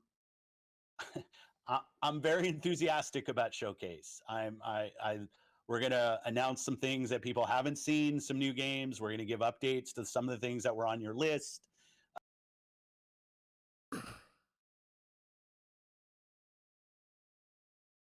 This is just from me, right? I'm only speaking for myself when I say this, right? But looking at Microsoft right now, where we're all sitting right now, right? We're all sitting. You might be sitting in your car, in a library, in your house. You might be in a restaurant. I don't know where the fuck you at, right? Right now in present day, where we're sitting, for me personally, there are two things right that really and truly cannot fail. Cannot fail. One is the Showcase. The reason why the Showcase cannot fail, because the Showcase is supposed to be showing gamers and reassuring gamers of this is the future of Xbox, or Xbox and Game Pass, or whatever you want to, however you want to categorize that. This is the future that you can look forward to. This is the future that you can get excited about. And the way you do that is by, in my opinion, three things. You show great games. You show you have great games. You show great gameplay. You have release dates. And fourth thing, show this shit running on an Xbox. So there's a lot riding on this Showcase, especially coming off the heels of Redfall and its failure, especially coming off almost over a year of no games, coming off the heels of Halo's failure in 2021, coming off the heels of a very lackluster start of the generation for Xbox with no games, or barely any games. Let's not say no games, but no games, no console sellers, no console movers, nothing that's generation defining, nothing that makes you go, wow, I need to get an Xbox to play this. Wow, I need to subscribe to Game Pass to play this. For those who subscribe to Game Pass, there's nothing like that this year or this generation. Coming off the failure of Xbox One, which he'll talk about later, we'll get into that. So there's a lot riding on this Showcase where you need to reassure fans, you need to show fans what's up. Then going into the second thing, Starfield. Because the rumors was that Starfield was coming in hot. Caliente. Muy caliente. Hot.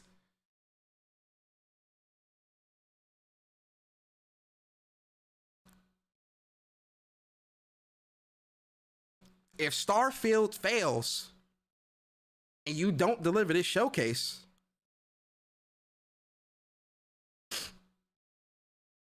absolutely not. Absolutely not. Absolutely not.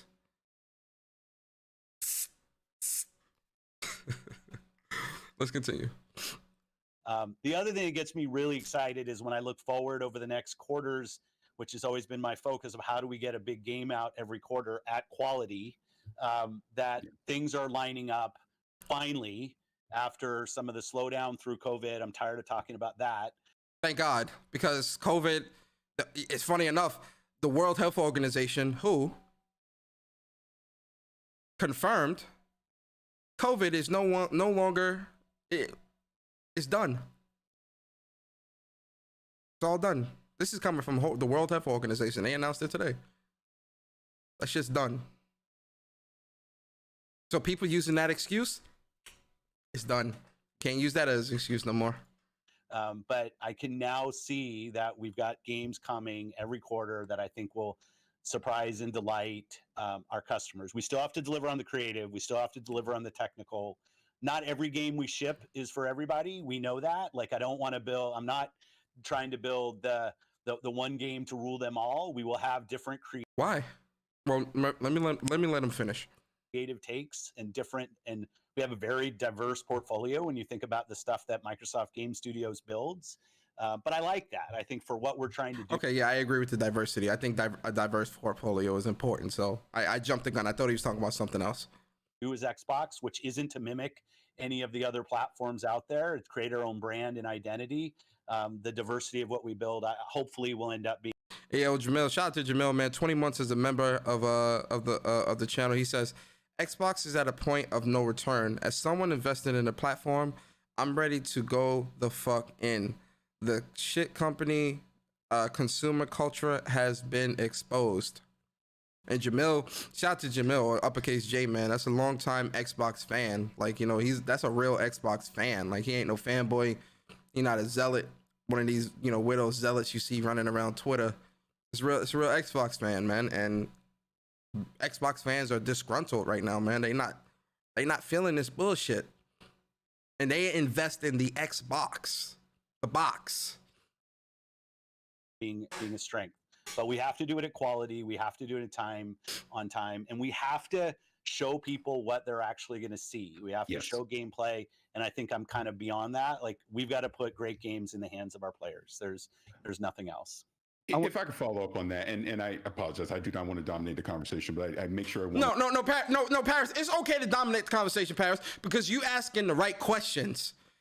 Gary Whitta was able to dominate the conversation. You dominate the conversation, Paris. It's okay. The community, we behind you, Paris. Dominate the conversation. Dominate it. I'm gonna follow up on the point of everything that you just said, and I'll take it from a personal standpoint. I've been a big believer in what Xbox has been building since about 2016, right? Xbox Play Anywhere, Game Pass, what you're doing with the Series X and S, just the cloud initiative, everything. I love all the services and the marketing message that you present to the community. But to your point, and for me personally, I have Game Pass. My kids play it. We all love it.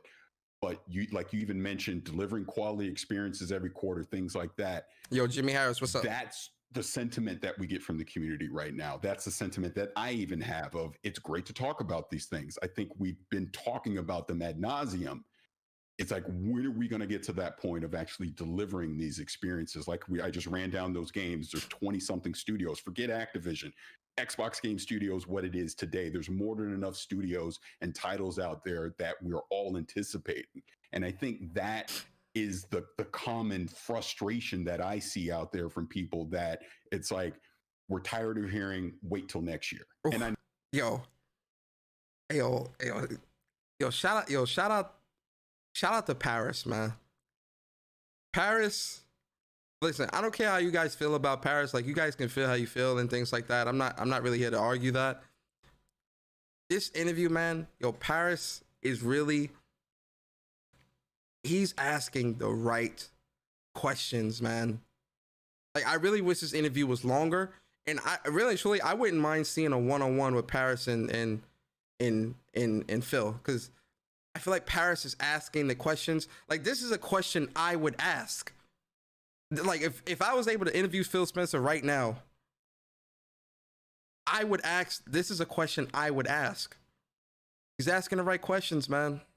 I know you know that, but I know, it's like, I know. Yeah, and yeah. This year started out well. Yeah, Yes, developer direct. No, it didn't. No, it didn't. Well, you know what? It kind of did.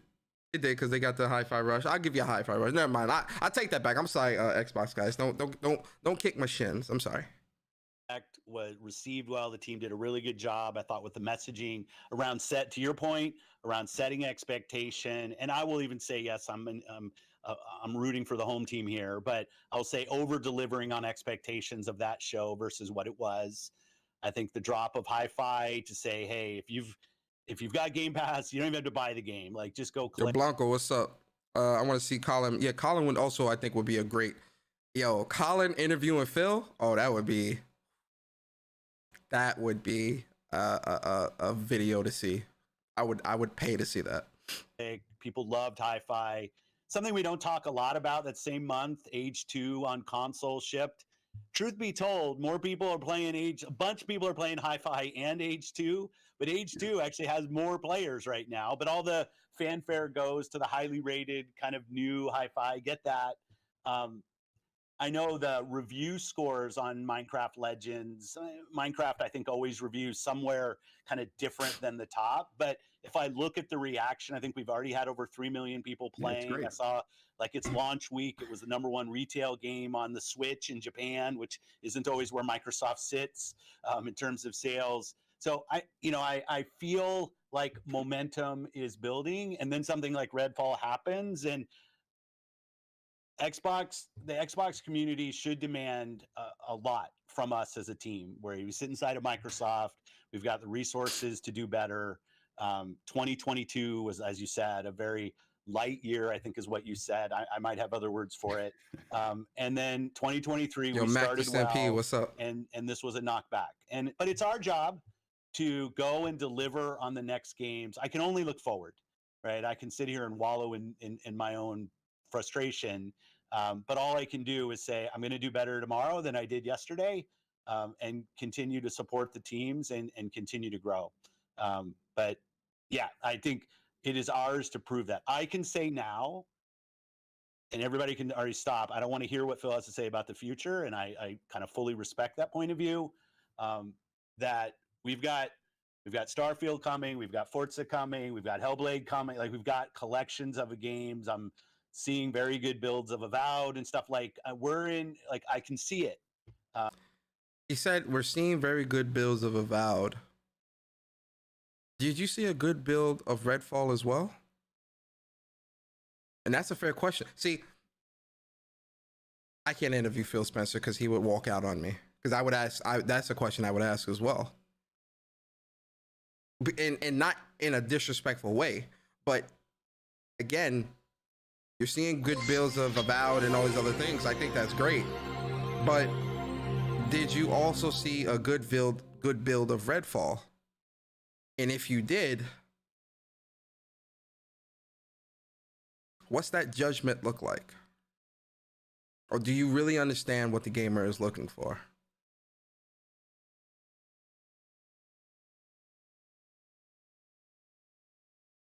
And I think that's a fair question to ask.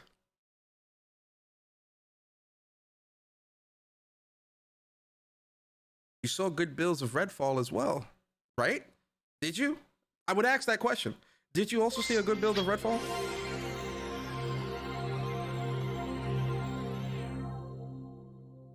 But until Yo, shout out to y'all for the super deal. PS Rewind, appreciate you, bro. He says, thoughts on Tim Doug tweeting about sacred symbols. I don't know. I ain't really see what Tim Dog said, so I can't really speak on that. But I'm sure he was probably complaining. So, I mean, it's typical. I mean, right now Xbox is not in a good light for like 3-4 weeks now. So, yo,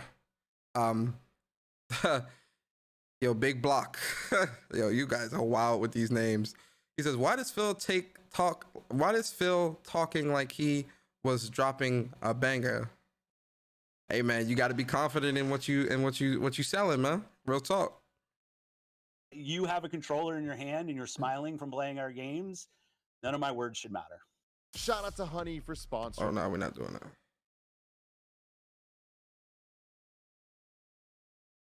Funny. Paris was just talking about what have you learned. And I want to go back to that in the case of Redfall, even just as a case study for things like this when they happen in general. Because Redfall wasn't even the only game to stumble out of the gate this week. Look at the PC version of Jedi Survivor. Why ain't they mute this man's mic yet? I thought they would have took his mic.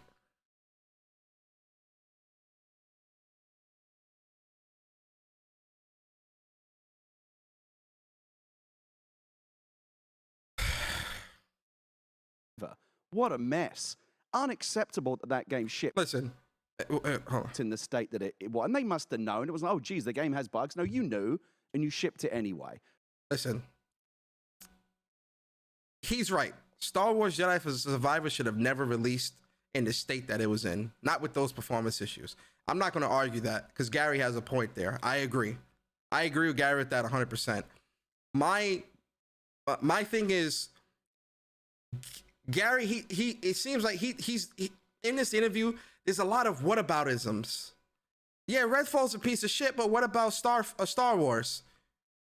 Yeah, Star Wars also released in a shitty state. But let's get back to Redfall. You get what I'm saying?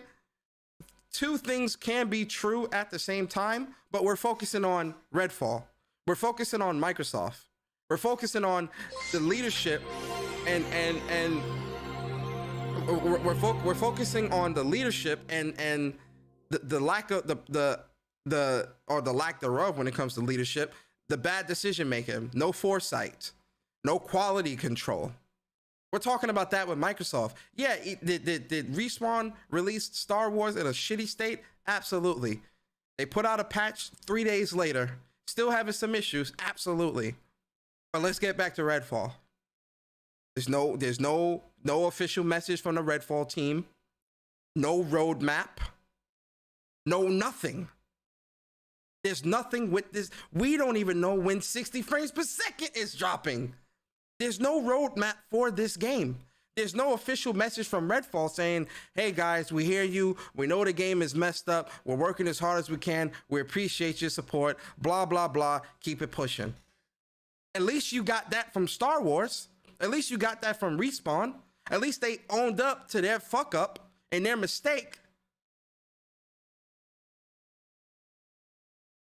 Where's Redfall? Well, let's hear what the rest of Gary has to say here. So EA Respawn, for example, even on a massive title like that, it's going to be a Game of the Year contender. We all know that, but like the PC version was unacceptable. My understanding is the PlayStation version's a bit of a mess as well. So we still. What about Gary is slick, bro. Y'all got it. Gary's slick. Gary's slick. Y'all ain't catch it. Let me go back. Y'all ain't catch it. Let's play it back. Of a mess as well. So that's going to be a Game of the Year contender. We all know that, but like the PC version was unacceptable. My understanding is the PlayStation version's a bit of a mess as well. So It's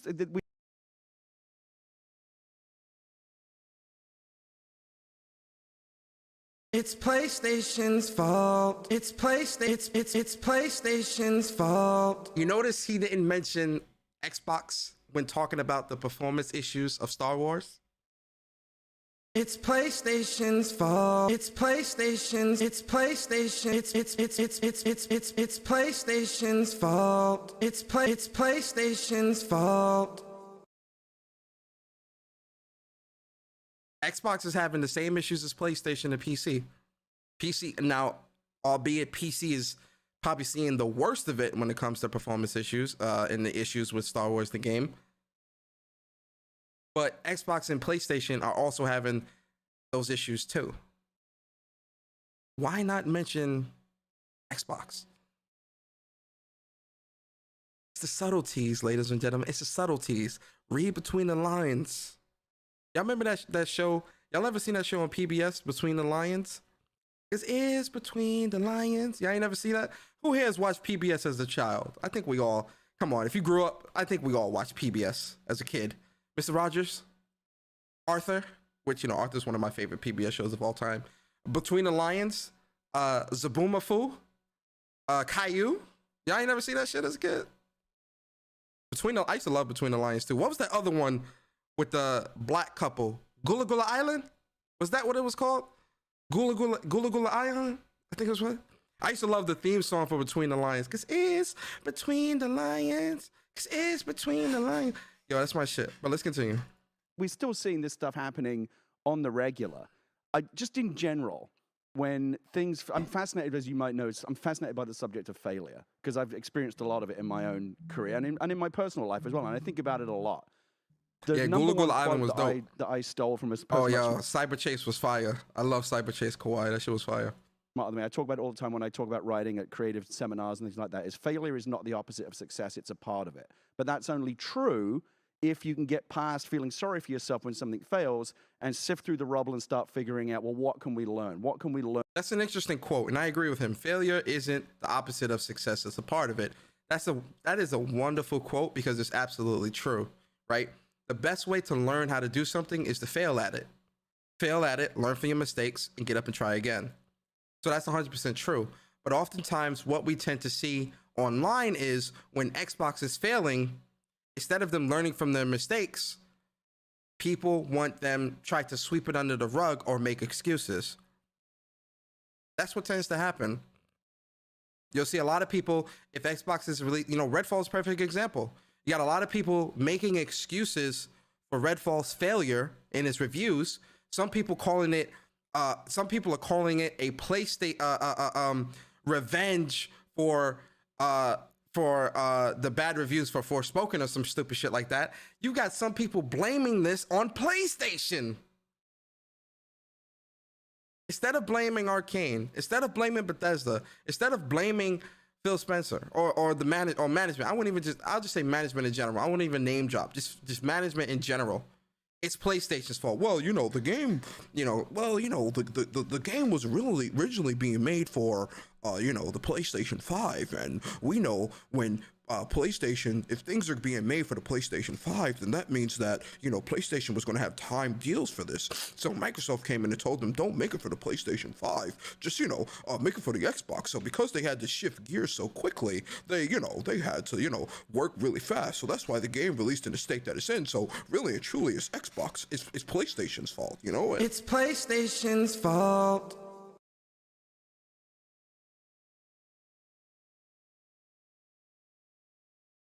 Learn from this failure? What can we take from this? What is teachable? And so I wanted to ask Phil, both in general and in the case of Redfall, I know you said you're going to work towards kind of turning the game around, but do you have a formal process, and what does it look like in the case of Redfall when something doesn't meet expectations? Is it something you get into right away, or do you wait for the dust to settle? What is the post-mortem process? What is the what went wrong, and how do we prevent this from happening again process look like at Xbox? Yeah, it's a great point, and I think I love your quote, Gary. I might lift that from you. People don't have to care about this, but I'll talk about it. When we acquire studios, there's games that are in development when we acquire a studio, and then there's things that are either really early in development or not even conceived yet. And I think we need to improve on engaging in games that are midway through production when they become part of Xbox. I do think there's a different expectation for a game and even a team when you've been third party and all of a sudden you become part of first party. There's a different expectation in terms of how you're going to perform on our console. I think there's a different competitive set when people look at what this game is and the other games that they're going to say, hey, I want this game to feel as competitive as this other game on another console platform in our case. And we didn't do a good job early on in engaging with Arcane Austin to really help them understand what it meant to be part of Xbox and part of first party, and use some of our internal resources to help them and kind of move along that journey even faster. So, Yo,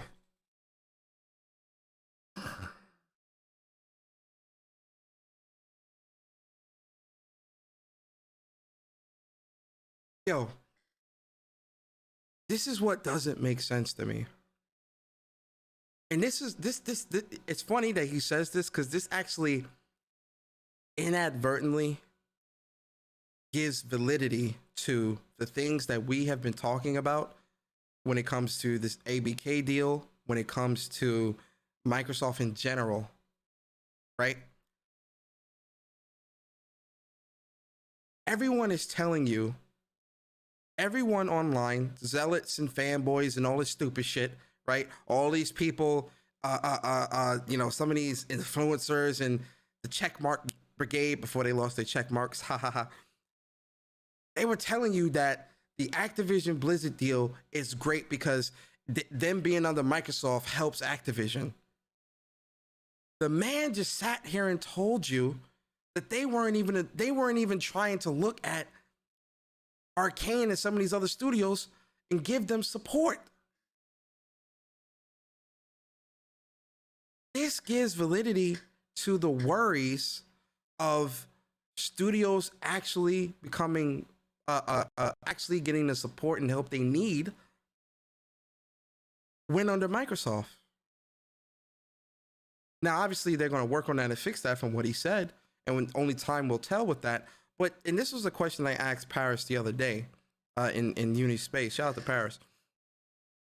And obviously, it was just, the course of a conversation, but The question I was asking is, they're saying, okay, we're going to work to make things better. We see our mistakes with Redfall and not giving them any type of support and resources and things like that. So I have two questions. My first question is, okay,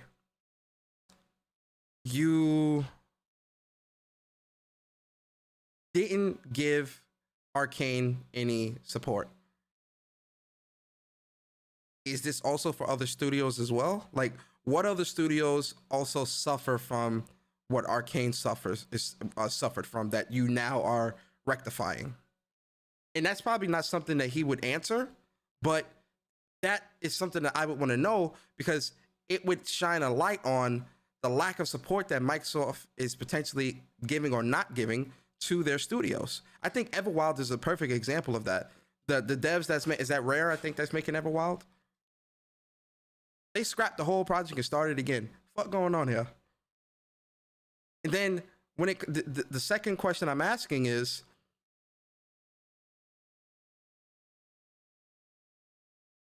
with the issues with 343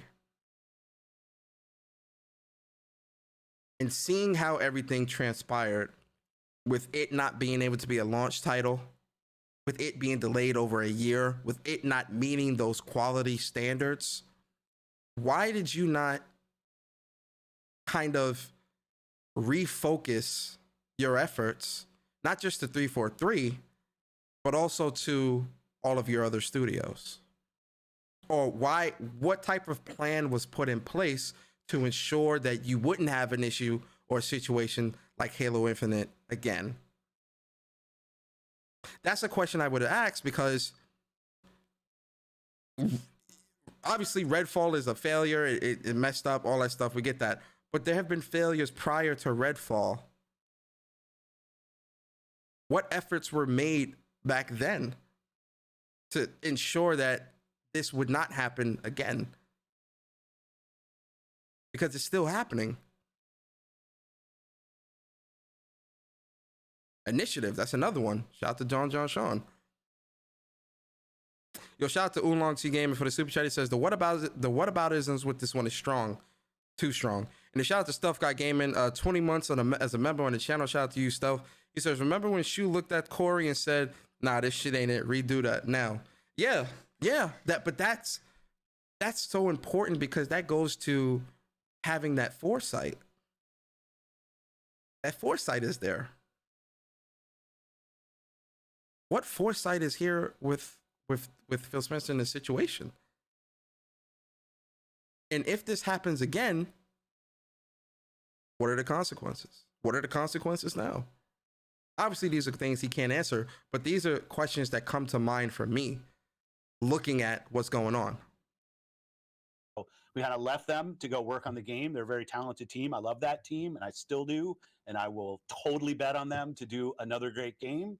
But when like Matt Booty and Jamie Leaders, Renan Zenimax, and I sit down, I think we can engage earlier with our different studios. And I do think there's a difference when we come in when the creative's already set on a game. That's not washing our hands of any of the creative. Yeah, but are they showing you, like, are builds of this game being shown to the higher ups?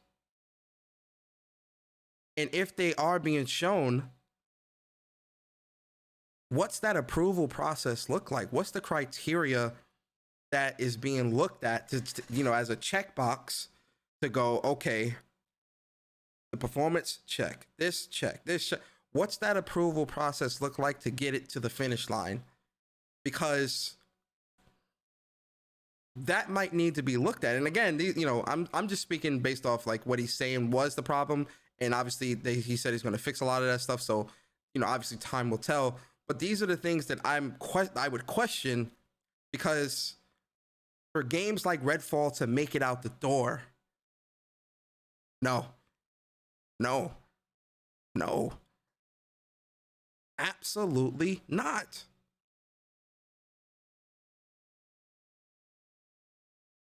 Every game we ship from our teams is an Xbox game. And so it's a full responsibility for it.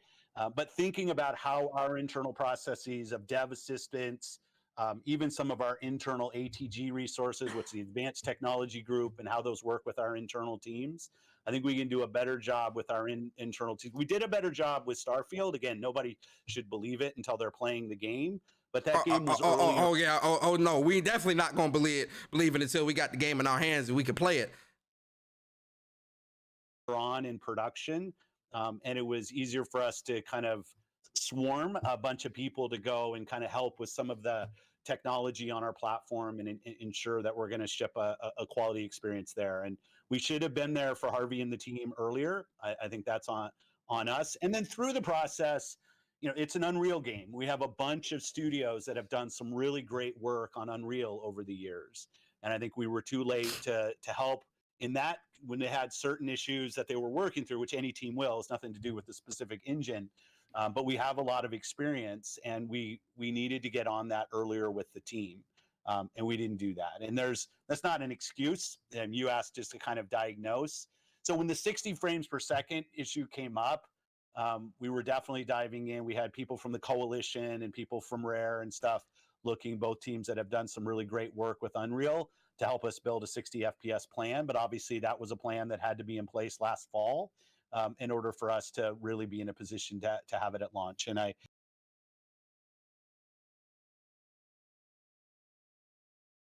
But Phil Spencer said, but Phil Spencer said, but Phil Spencer said,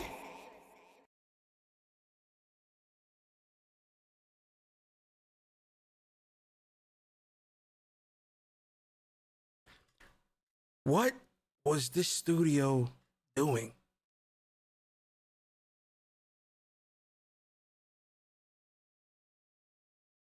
Like, respectfully, what was this studio doing? You got a first-person shooter action co-op game in 2020, releasing in 2023, and 60 frames per second is not on the list? For consoles, for next gen consoles at that, and it's not on the list.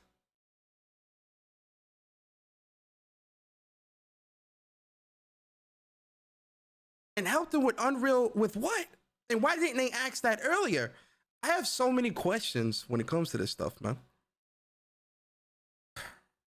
I take that as learning, as painful as it is. But as you said, you know, it's part of getting to success are those learnings and that diagnosis. There's a bunch of other stuff I could go into, but then we end up kind of.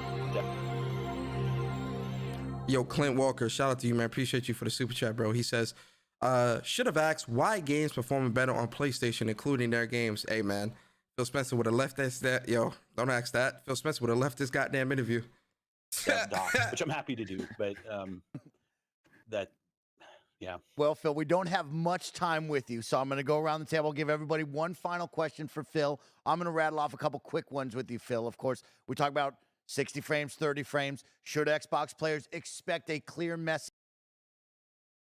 30 frames per second this summer with Starfield with 30 and 60 frames? That's a big lesson learned, as you brought up. Should we expect that answer? It's clear as day? Yeah. Okay, that's a great. Yo, shout out to Barry, because Barry the one that pointed this out to me. Barry is the one that pointed this shit out to me, bro. Yeah. So should we expect any news on that? Yeah. Yeah. It's clear as day? Yeah. Yeah. Okay, that's a great one. Another one. Yeah. You see- Yeah. Yeah, I'm going to clip that. That's going to be a new sound. That's going to be, yeah. With Starfield with 30 and 60 frames. That's a big lesson learned, as you brought up. Should we expect that answer? It's clear as day? Yeah. Yeah. Okay, that's a great one. Yeah. Like, you're not going to explain, brother? Yo, Phil, you're not going to explain? Yeah. Phil, are you hungry? Yeah. Phil, you want to go outside? Yeah.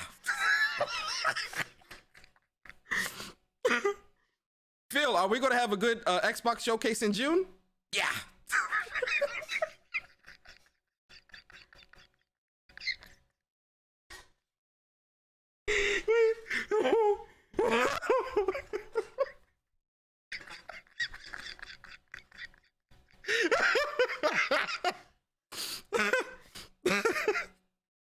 Hey, Phil, you want something to drink? Yeah.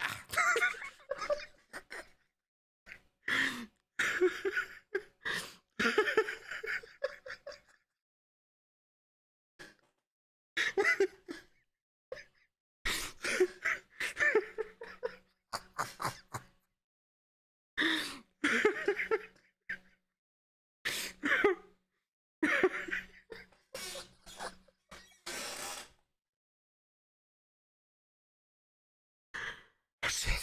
Okay.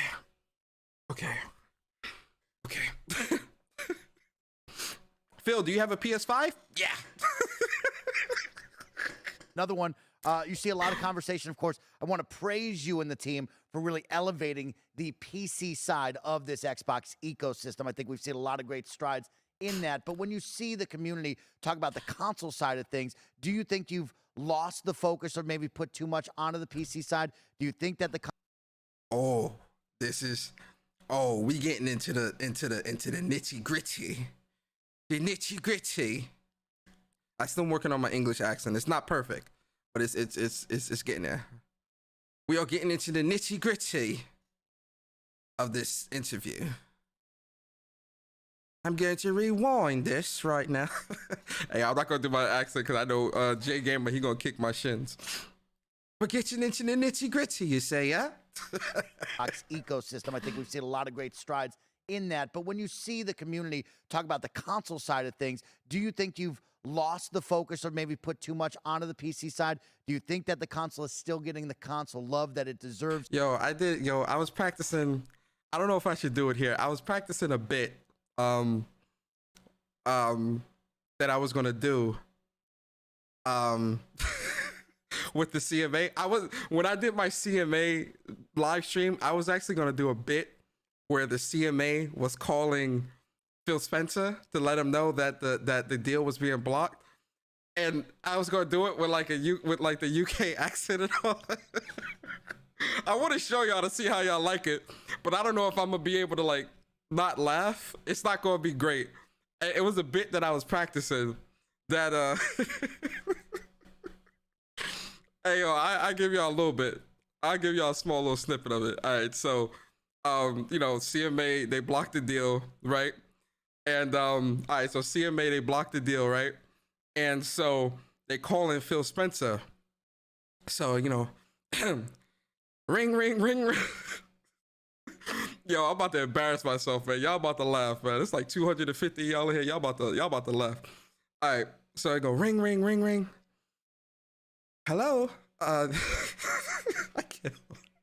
I gotta hold in my laugh. All right. Let me get it to character. I can be like, hello. This is Phil Spencer's office. How can I help you? Hello. Hello. Hello. Can I speak to Phil? I can't do it, yo. I can't do it. I can't do it.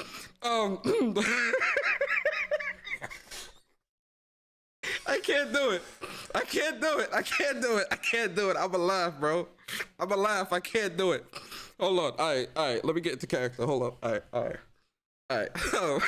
I'ma try. Hello, this is the CMA. Hello, this is the CMA. Can I speak to Phil Spencer? Just a moment. Mr. Phil Spencer, the CMA is on the phone with you. Oh, the CMA. Probably calling to let us know that the deal has been approved. Hi, CMA. How's it going? Yeah, Mr. Spencer. I'm calling to let you know that we are going to block your attempt to acquire Activision Blizzard. Block? Why? Well, we yeah, I can't do it. Yo, I can't. That's just a little bit of it. I had wrote some of it down. That's all I could give. That's all I could give you, yo. I gotta look for it. I wrote some of it down, but that's a small little snippet of it. I'm still working on my UK accent. I'm not as great with it, but I'm still practicing. It'll get better. Hello, Phil Spencer. But let's get back to the interview, man. Whether it be the homepage update, achievements, of course, looking forward and using the power of this next gen? Yeah, my presence is 2B level. Yo, facts. Still there, Jarrell. and can we see more love on that side? Uh-oh, there go Jay Gamer. Well, we'll definitely. Hold on, I missed the question. Let's go back and hear it again. Of this next gen, do you think you guys have lost that focus, or is it still there, and can we see more love on that side? Well, we'll definitely continue to focus on making our console experience as great as it can be. I like the homepage refresh and some stuff. I will say this might be disruptive as well. We have a different vision. You know, Paris talked about this. It's play the games you want with the people you want, anywhere you want. We want Xbox to be something that people who buy our console can feel like they're a member of. Obviously, who are playing on PC, who are playing on cloud, that they feel like they're full members of our ecosystem. Game Pass players can play on many different devices, and we remain fully committed to that. We're not in the business of out-consoling Sony or out-consoling Nintendo. We are in third place. We are in third place. We are in third. We are in third place. We are in third place. We are in third place. We are in third place. We are in third place. We are in third place. We are in third place. We are in third place. There isn't really a great solution or win for us. And I know that will upset a ton of people, but it's just the truth of the matter. When he says a ton of people, he means the zealots and the fanboys all through Twitter. Matter is that when you're third place, we are in third place. We are in third place. We are in third place. We are in we are in we are in third place. We are in third place. We are in third place. We are in third place. We are in third place. We are in third place. We are in third place. We are in third place. We are in third place. We are in third place. We are in third place. We are in third place.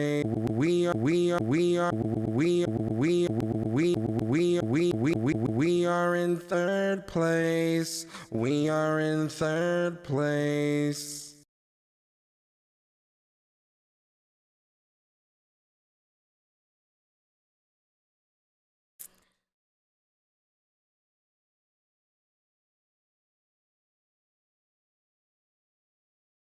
I didn't say it. He said it. I didn't say it. He said it. So all this zealots and fanboys running through Twitter, Xbox is in like second place. They're neck and neck with the PlayStation 5 in sales. They're neck and neck with the PlayStation 5 in sales. Well, the generation just started. The generation just started. PlayStation, Xbox can catch up. Xbox can catch up. This generation is long from over. Oh yes, this generation is long from over. The generation just started. Xbox can catch up. Phil Spencer's telling you. Phil Spencer is telling you. He's letting you know. Xbox is in third place when it comes to PlayStation and Nintendo. You don't believe me? Let's hear it again. Is that when you're third place, the truth of the matter is that when you're third place, the truth of the matter is that when you're third place, the truth of the matter is that when you're third place, the truth of the matter is that when you're third place, the truth of the matter is that when you're third place, the truth of the matter is that when you're third place, the truth of the matter is that when you're third place in the console marketplace and the top two players are as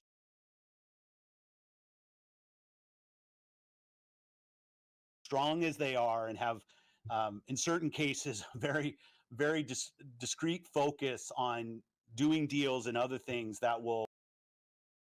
See, he tried to throw a small little jab there. I caught it, Phil Spencer. I call it. I caught it, Philip Bartholomew J. Spencer. I caught it. I caught what you said. You were doing deals too until the Xbox One generation. Those deals weren't panning out in the Xbox One generation, so you stopped. But you were doing the same deals that PlayStation and Nintendo do. You were. All through the 360 generation. 30 days early map packs. All through the 360 generation for COD. Entire games locked away from PlayStation for over a year or more. PlayStation just got Alan Wake like 2 years ago. Now, Philip Bartholomew J. Spencer. Philip Bartholomew J. Spencer. You know better than to do that, don't you? You can't throw rocks and hide your hands. You can't throw stones in a glass house. Philip Bartholomew J. Spencer. Come on now. Come on. That kind of make being Xbox hard for us as a team. That's on us, not on anybody else. Our vision is that everybody who's on console has to feel like they have a great experience and they're a first-class citizen. They've invested a ton in our platform. Are they first-class citizens, though, Philip Bartholomew J. Spencer? But Phil Spencer said... But Phil Spencer said... Are they first-class citizens? Because from where I'm sitting, I don't think so. But what do I know? But we are not in a position, and I see it out there. I see commentary that if you just build great games... I'm ready. This is the shining moment, ladies and gentlemen. This is where I go in. This is where I go in. I was waiting this whole interview for this section here. We're going to have silence. Shh, shh, shh, shh, shh, shh, shh. I want him to say the whole quote so that we could go in. Shh, shh. We must have silence. Silence. Shh, shh, shh,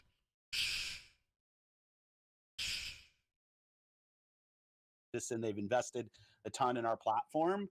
But we are not in a position, and I see it out there. I see commentary that if you just build great games, everything would turn around. It's just not true that if we go off and build great games, all of a sudden you're going to see console share shift.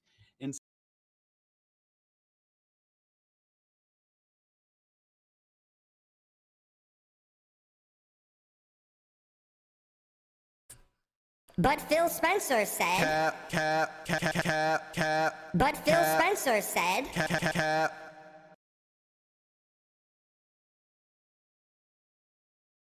If you just build great games, we can't just build great games because that won't shift the console market. So does that mean you just don't build great games? Like what does that statement truly mean? Because I've seen a lot of people trying to interpret it as, well, it just means that they can't compete in the console market. They're waving the white flag. Oh, it just means that, they're not trying to compete with PlayStation and Nintendo. Their focus is elsewhere. Stop, man. Yo, Philip Bartholomew J. Spencer, pull up a chair. Pull up a chair. Let's sit down. I know you're watching, Phil. I know you're watching. It's 225 people here. I know you're watching. I know. That's okay. I'm glad you're watching. Pull up a chair. I hope you're sitting down. Pull up a chair.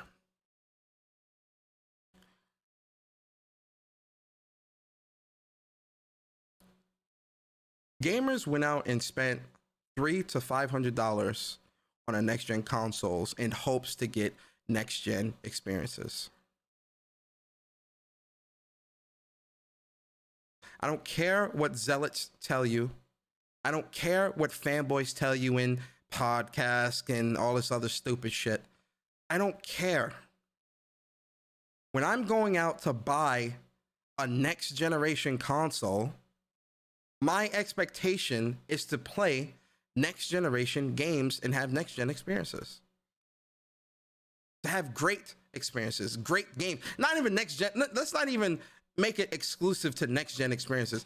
Quality experiences. Let's use that word. Not next gen. Quality.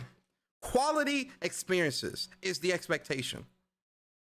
Because I'm investing into your platform. I'm investing into your ecosystem.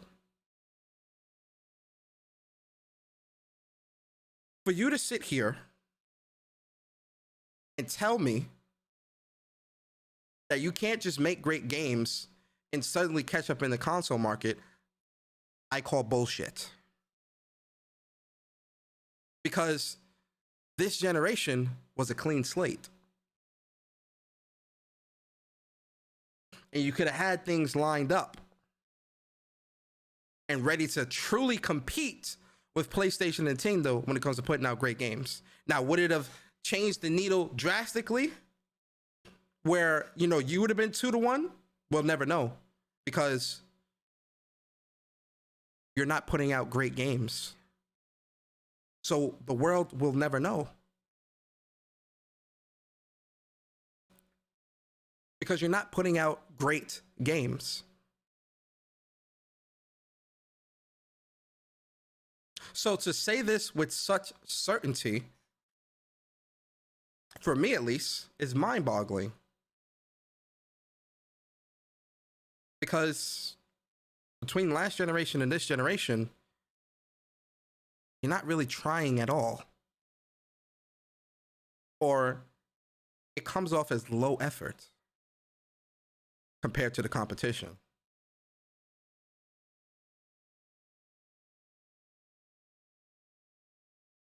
But from what he's saying, I know this hurt Xbox dudes' hearts. This quote that he said here, the zealots on Twitter, this hurt their hearts, man. This is like a very defeating quote he said. Like, could you imagine if Jim Ryan came out and said some shit like this? Oh yeah, we're not gonna, we don't think that we could just put out great games and suddenly pick up in console sales. So are you not going to put out great games, or what's the story here? Because from what he was saying earlier in the video with the showcase and quality control and making changes and all this, to what he's saying now with this, it seems like a complete 180 to me. Because through this interview, he was like, I hear you, I understand, we need to do better, we need to do this, we're going to make great games, we know that we got to bring you XYZ so that it's great and all this stuff. He was saying everything that it was sounding good, right? Sounding good. Then we get to the end of this interview and he says this.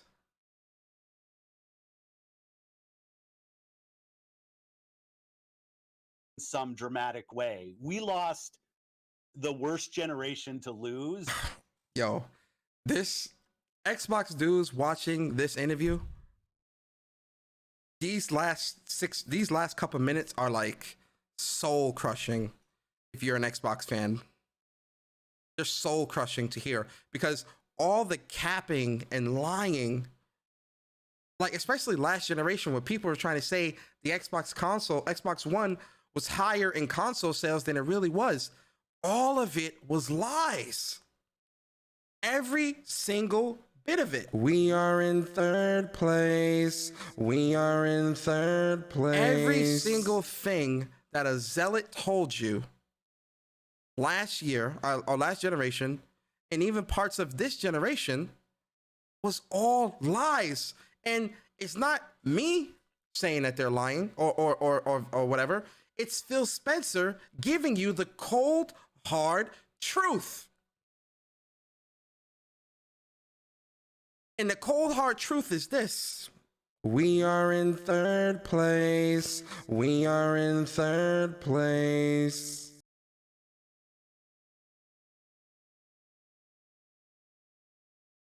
In the Xbox One generation, where everybody built their digital library of games. So when you go and you're building on And fair enough. Fair enough. You know, everybody's got their library of games, which I think is also a valid point that Phil Spencer is saying here as well.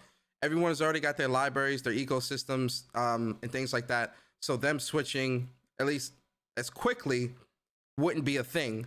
But buying that console to have those games as well is a possibility.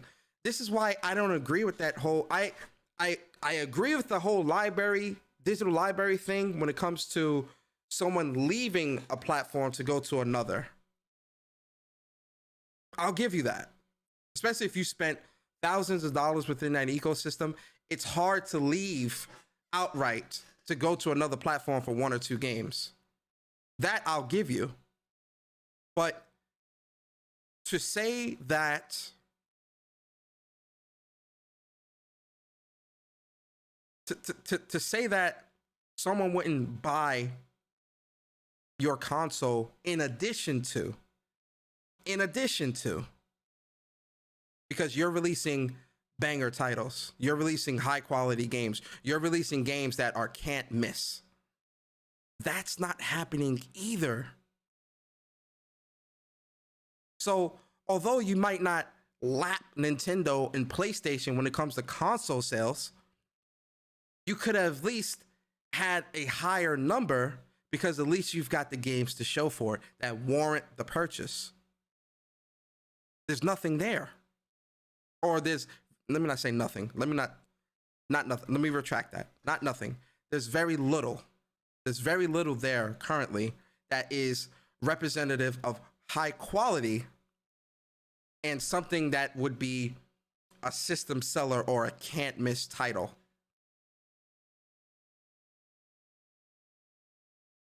And then the games that you expect to be that fall short.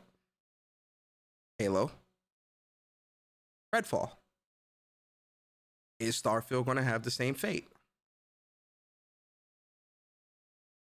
Xbox. We want our Xbox community to feel awesome. But this idea that if we just focused more on great games on our console, that somehow we're going to win the console race, I think doesn't really lay into the reality. You're not going to win. You're not. But at least your sales could be higher than what they are, because you're releasing great games. They're still releasing on PC as well and all these other places, but at least those console sales would be picking up higher than what they are. And I had a theory about this too, because I was talking about this the other day, but I think there's two sides to this coin with this, right? Obviously the one side that I'm talking about here, but I also think from Microsoft's perspective, and this is just what I think, I'm not in the boardrooms, I'm not privy to any of this information, just on the outside looking in, right? This is what I think. When it comes to when it comes to PlayStation, when it comes to Microsoft and them investing, and I said this, them investing in Activision makes more sense than investing $200 or $300 million into a new IP or into a high quality AAA game that is going to get that return on investment. I think it's more likely that, because Activision has established franchises that rake in billions of dollars, they would see a far better return on investment with investing into Activision and trying to lock that down within their ecosystem than they would with trying to invest in these new IPs and games and potentially not even break even, because again, things going into a service, you might not recoup those costs, but also the sales of the games as well, especially if you're making it exclusive to Xbox and possibly PC or wherever. It's not always guaranteed. And I think from Microsoft's perspective, they're looking at people already not wanting to buy games under their ecosystem or within Game Pass and all this other stuff. They don't even want to buy games, man. Like, we're seeing this mentality starting to sweep the game community, where people are begging for games to be in Game Pass because they don't want to spend full price for games. So they might be looking at the landscape of that as well and saying, why are we going to put $200 million and try to make a God of War competitor? Why are we going to put $200, $300 million and try to make something that's on the level of Horizon Forbidden West? For what?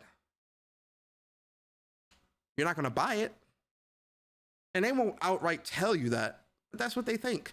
That's why Game Pass exists to begin with. People weren't buying their games. They pivoted back in last generation. Reality of most people, like 90% of the people every year who walk into a retailer to buy a console are already a member of one of the 3 ecosystems, and their digital library is there. This is the first generation where the big games that they're playing were games that were available last gen. When you think about Fortnite and Roblox and Minecraft, like the continuity from generation to generation is so strong. I see a lot of pundits out there that kind of want to go back to the time where we all had cartridges and discs and every new generation was a clean slate and you could switch the whole console share. That's just not the world that we Boom are Mustang, in. shout out to you, resubbing to the membership. Appreciate you. Starfield's an 11 out of 10 and people start selling their PS5s. It's not going to happen. They might not sell their PS5. Yo, J Barry, shout out to you, resubbing to the membership. Starfield, well, see, this, I read this 2 different ways, right? I mean, oh, damn. Yo, shout out to Cut Down, resubbing to the membership. Appreciate you, bro. Starfield may not be an 11 out of 10, right? But is it something that's going to sell the console? Are you going into the mindset and that philosophy when you're looking at the quality of this game and looking at the type of game that it is? Is it going to sell? Is it going to do well? And this goes back to something that I've said a couple weeks ago, where I think Microsoft needs to renege on Game Pass day and date. Renege. Dude, treat it as a case by case situation, not every game, because then you can truly gauge the interest. Because people have to go out and buy the game. You know how PlayStation knows a game ain't worth a game isn't, or Nintendo knows, oh yeah, we're gonna move away from this franchise. They don't play it. They don't buy the game. How do you gauge that type of interest when it's going into Game Pass and a subsidized service and anybody can just try it? If 5 million people try a game, but only 500,000 complete it, no. So what we have to do, and we have this unique vision because we see what creators want to do. Creators want to build games that can meet players on any screen. People play with their friends regardless of what other screen they're on. And the console is the core of the Xbox brand. There's no doubt. So like we will stay focused on making sure that console experience is awesome. But I know some people want to hold us up of just being a better green version of what the blue guys do.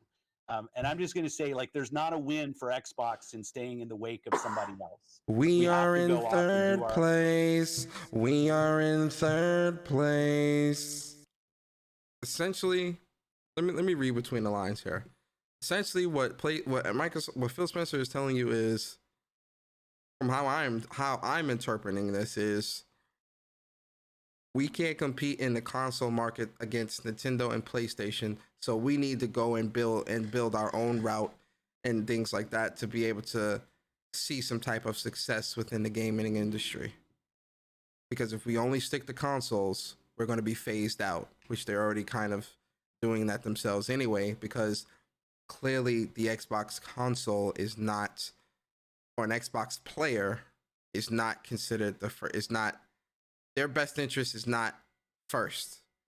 It's not even second. It might even be third when it comes to how Microsoft is doing things with the gaming, because it goes Game Pass, xCloud, and then Xbox. That's how it goes. Game Pass, xCloud, Xbox. Because they keep telling you they don't care where you play. So if someone is telling you that they don't care where you play the game, essentially they're inadvertently also telling you we don't care if you have an Xbox. So if they don't care about the Xbox, why would they put the effort to put those type of high quality games on the Xbox, or with Xbox in mind, if they're telling you they don't care about that? That's why Redfall can release in the state that it's in.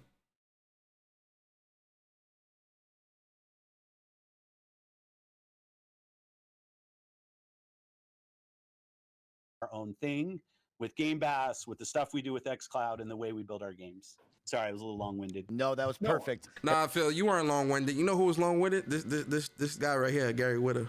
And unfortunately, we do have to say goodbye to you, Phil. I know that we have a hard out here, but I want to end it with something positive, Phil, because I've gotten cranky, Phil, this whole episode, and I freaking love you, and I appreciate you being on and being hard with us, but I do need something positive out of you, Phil. So before you leave, tell me and the Xbox community something positive that you're looking forward to, that you're playing, anything fun to bring a smile to your face. Dude, I'm an optimist. Like, you know, I will always. Ari said, read this.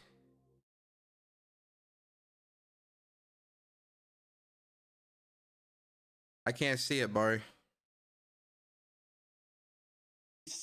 I'll use this for you. The gap between the trees. I'll always see retweet it or something. Like, this is why I'm here. I love the games that are ahead of us. I'm having a great time playing the games that are available in Game Pass today. I look in Ravenlock coming, Benedict's here. I just love playing video games. One of the things I am excited about is the ROG Ally, something You're not excited about the Xbox. He's excited about a ROG Ally, another platform that will have Game Pass that you don't need an Xbox for. I've got my hands on, if people have had a chance to play with that. And I just love the fact that here's another device that people are going to get to go experience great games on, whether it's your Steam Deck or that or your Xbox. You know, I see the growth in video games. I get to spend time with creators who are excited about the opportunity that they have. I get to go play some amazing games, some of those in Game Pass, some of those not. And I just think the gaming space has never been more diversely creative than it is right now, and it's a privilege to be a part of it. I love hearing that. Paris, end us with this episode. What do you got to say? And let's get. That's the end of that. Shout out to Ulan T Gamer, man. Appreciate you for the super chat. He says Microsoft pivoting away from the console market to make their own lane won't matter if great games are not there. This is the point that I was trying to make. I agree with that, Ulan, 100%. Right?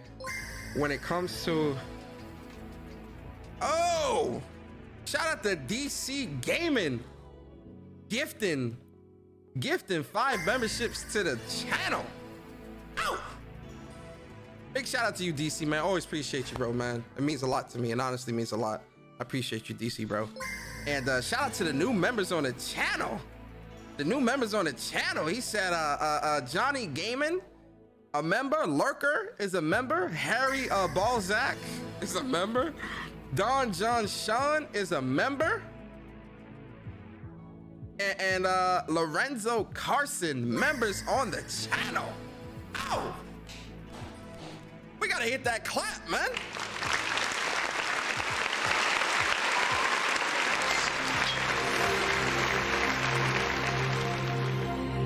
Big shout out to DC Gaming again with the super chat. He said, we in third place? Yes, sir. We are in third place. We are in third place. We are in third place. We are in third place. Yes, sir. Yes, sir. Let me see. All right, did you retweet it? Because Barry said he wanted me to see something. Let me make sure I don't want y'all seeing my DMs. Hold up, man. Here we go.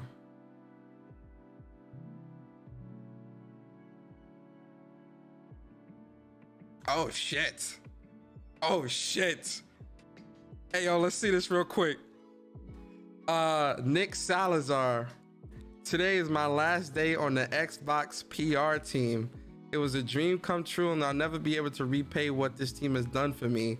From the bottom of my heart, thank you for taking a chance on a kid from the 505. I owe you all my success to this wonderful world.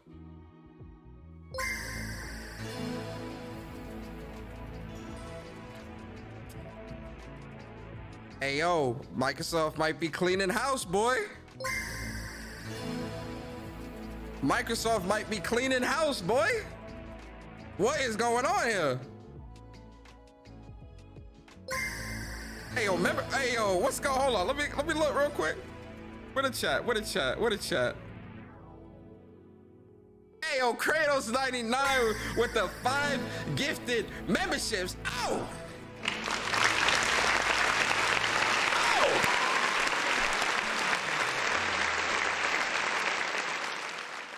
Hey, shout out to my boy Kratos 99. Yo, Kratos. You know I appreciate you so much. Careful now, guys. Y'all start gifting memberships in the super chats. Certain people gonna tell you I'm clout chasing. That I only do this for the money. That I do this what I do only for the money. Careful. They told you I'm clout chasing, guys. That's what they told you. Persona's a clout chaser. He doing this for the money.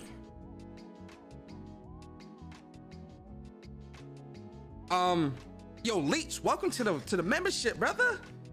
Diablo Dark Matter, welcome to the membership. Appreciate you. Philip K, yo, finally Philip K a part of the membership, my brother. Yo, my boy Philip K in the building, part of the membership now. Muck 45, part of the membership. Dark Prince 6606. Round of applause, man. Round of applause, man. Round of applause, man. Hey, look, man, y'all showing me all this love and appreciation. Certain people are looking at this stream and saying, look at that persona. Why are you giving that persona your super chats and your memberships? Oh, look at him clout chasing. He only do content. He only doing game content because he want the money. Yeah, look at that clout chaser. Look at that clout chaser persona. Gifting him memberships. Ew. Absolutely. How dare you? Shout out to Bari. How dare you gift those memberships to Persona? You need to gift those memberships to me. I'm the real gamer. I'm the real content creator. You should gift me your memberships. You should give me super chats, not Persona. He's a clout chaser. Persona's a clout chaser.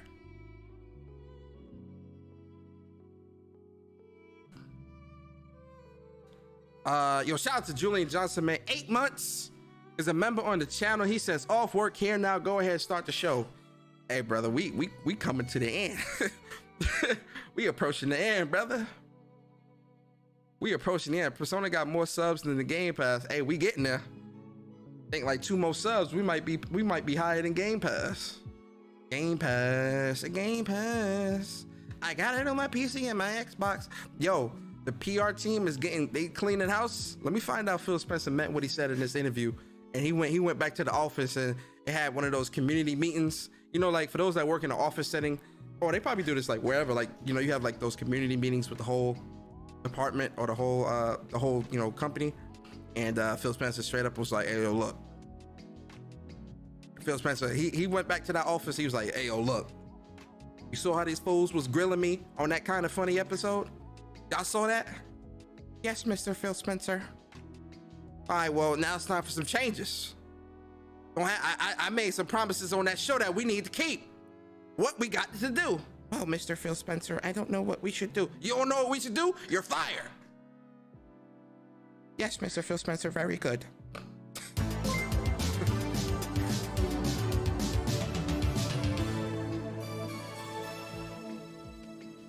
The one said, Persona, I want an apology in public. Man, listen, these boys.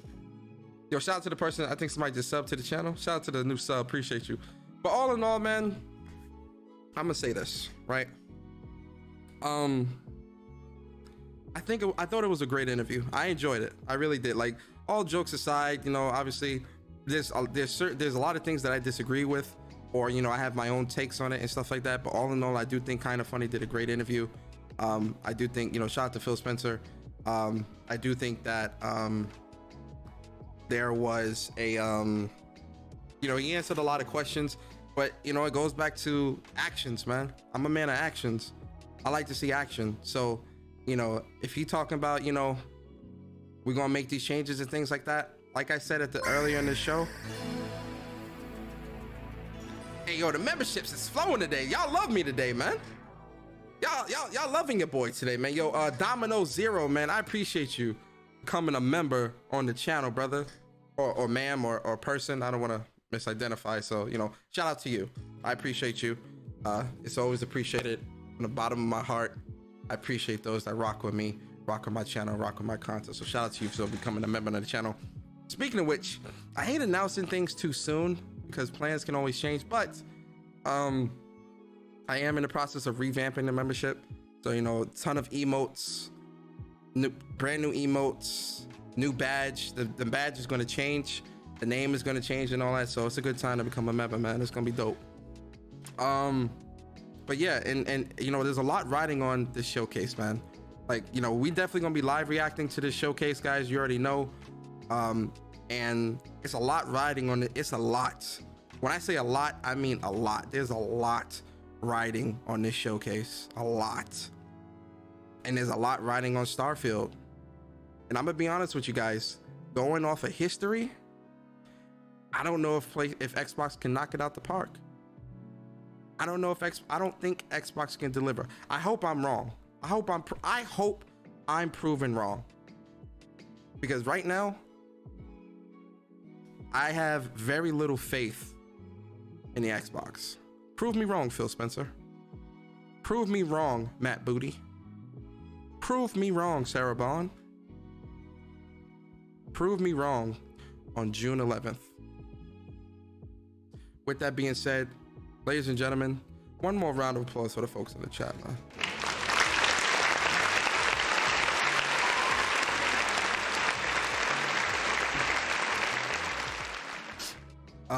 Yo, there's a lot of content coming to the channel, guys.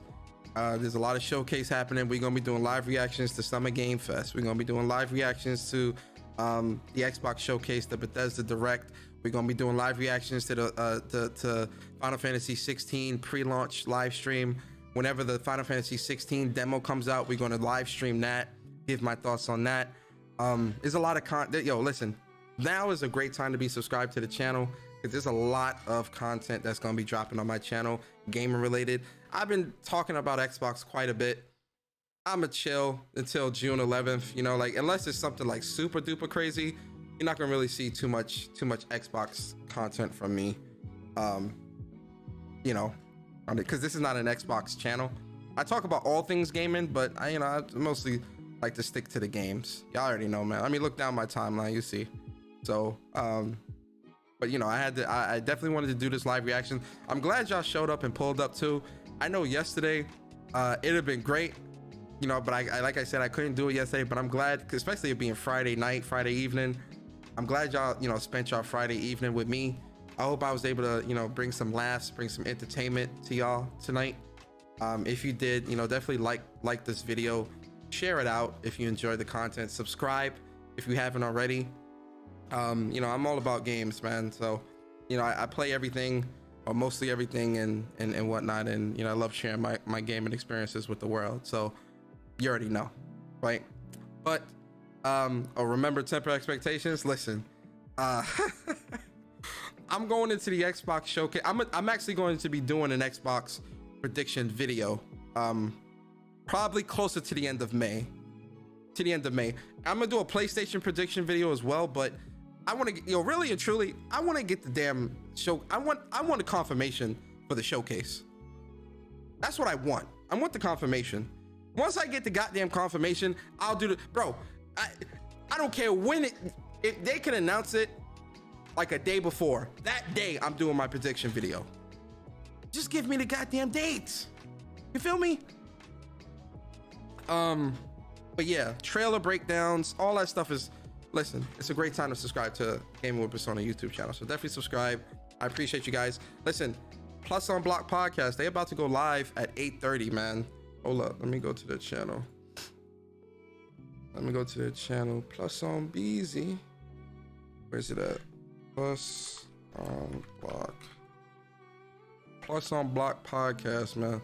I want y'all to do me a favor, man. If y'all appreciate me, if y'all rock with me, rock with my content, rock with what I do, man, I want you guys to go subscribe to some great brothers, the Plus on Block boys, man. Plus on Block podcast. I'm putting the link in the chat. Go subscribe to these brothers, man. Yo, they got a great channel. It's all about fighting games. It's entertaining. It's dope. It's funny. And he's some great dudes, man. He's my boys, man. Chuck and Dre. So subscribe to their YouTube channel if you enjoy the content. At least check out tonight's episode. What episode is this? Episode 34. So episode 34, they're gonna be talking about all the new Street Fighter 6 footage that has been releasing throughout the week and a bunch of other stuff. Check out the show tonight at least. And if you enjoy it, definitely subscribe to their YouTube channel, man. We want to get them to 1,000 subs this year. So definitely subscribe to their YouTube channel and whatnot. You know, do that for your boy. Can you do that for me? If you enjoy the content, right? I don't want to like guilt people into subscribing to YouTube channels they're not going to support. Watch this episode at least. If you enjoy the episode, definitely subscribe to their YouTube channel. They make dope content, man. Especially if you're into fighting games. So support my boys, man. Support my boys. But yeah, outside of that, man, listen, I do appreciate you guys. This Saturday morning, What's Up PlayStation Podcast, episode 125 with me and Bari. Do not miss that. That's gonna be a great show. It's gonna be a lot. I know a lot of people was asking me about Pixelopolis in the chat. This show was mainly focused on the Phil Spencer interview, so I didn't really want to talk about PlayStation or anything here. This is strictly for, you know, Phil Spencer's interview, so that's why I didn't really mention it here. But I do know about Pixelopolis. I think it's, you know, it's really sad to see them to go. I thought Concrete Genie is a cool game from what I played of it. But tomorrow, me and Bari are definitely going to talk about that, break that down, give our thoughts and whatnot. Plus it's membership topics week this week. So the members on the channel over on WUPS, if you haven't already, give us a topic to talk about. And we're going to be talking about it this Saturday on the show. So head over to the WUPS community tab if you're a member and give us a topic if you haven't. But yeah, all right, guys, listen, be safe. Enjoy the rest of your evening. Enjoy your weekend. Please be safe. And it's me, your boy Persona, guys, and I'm out. Peace out.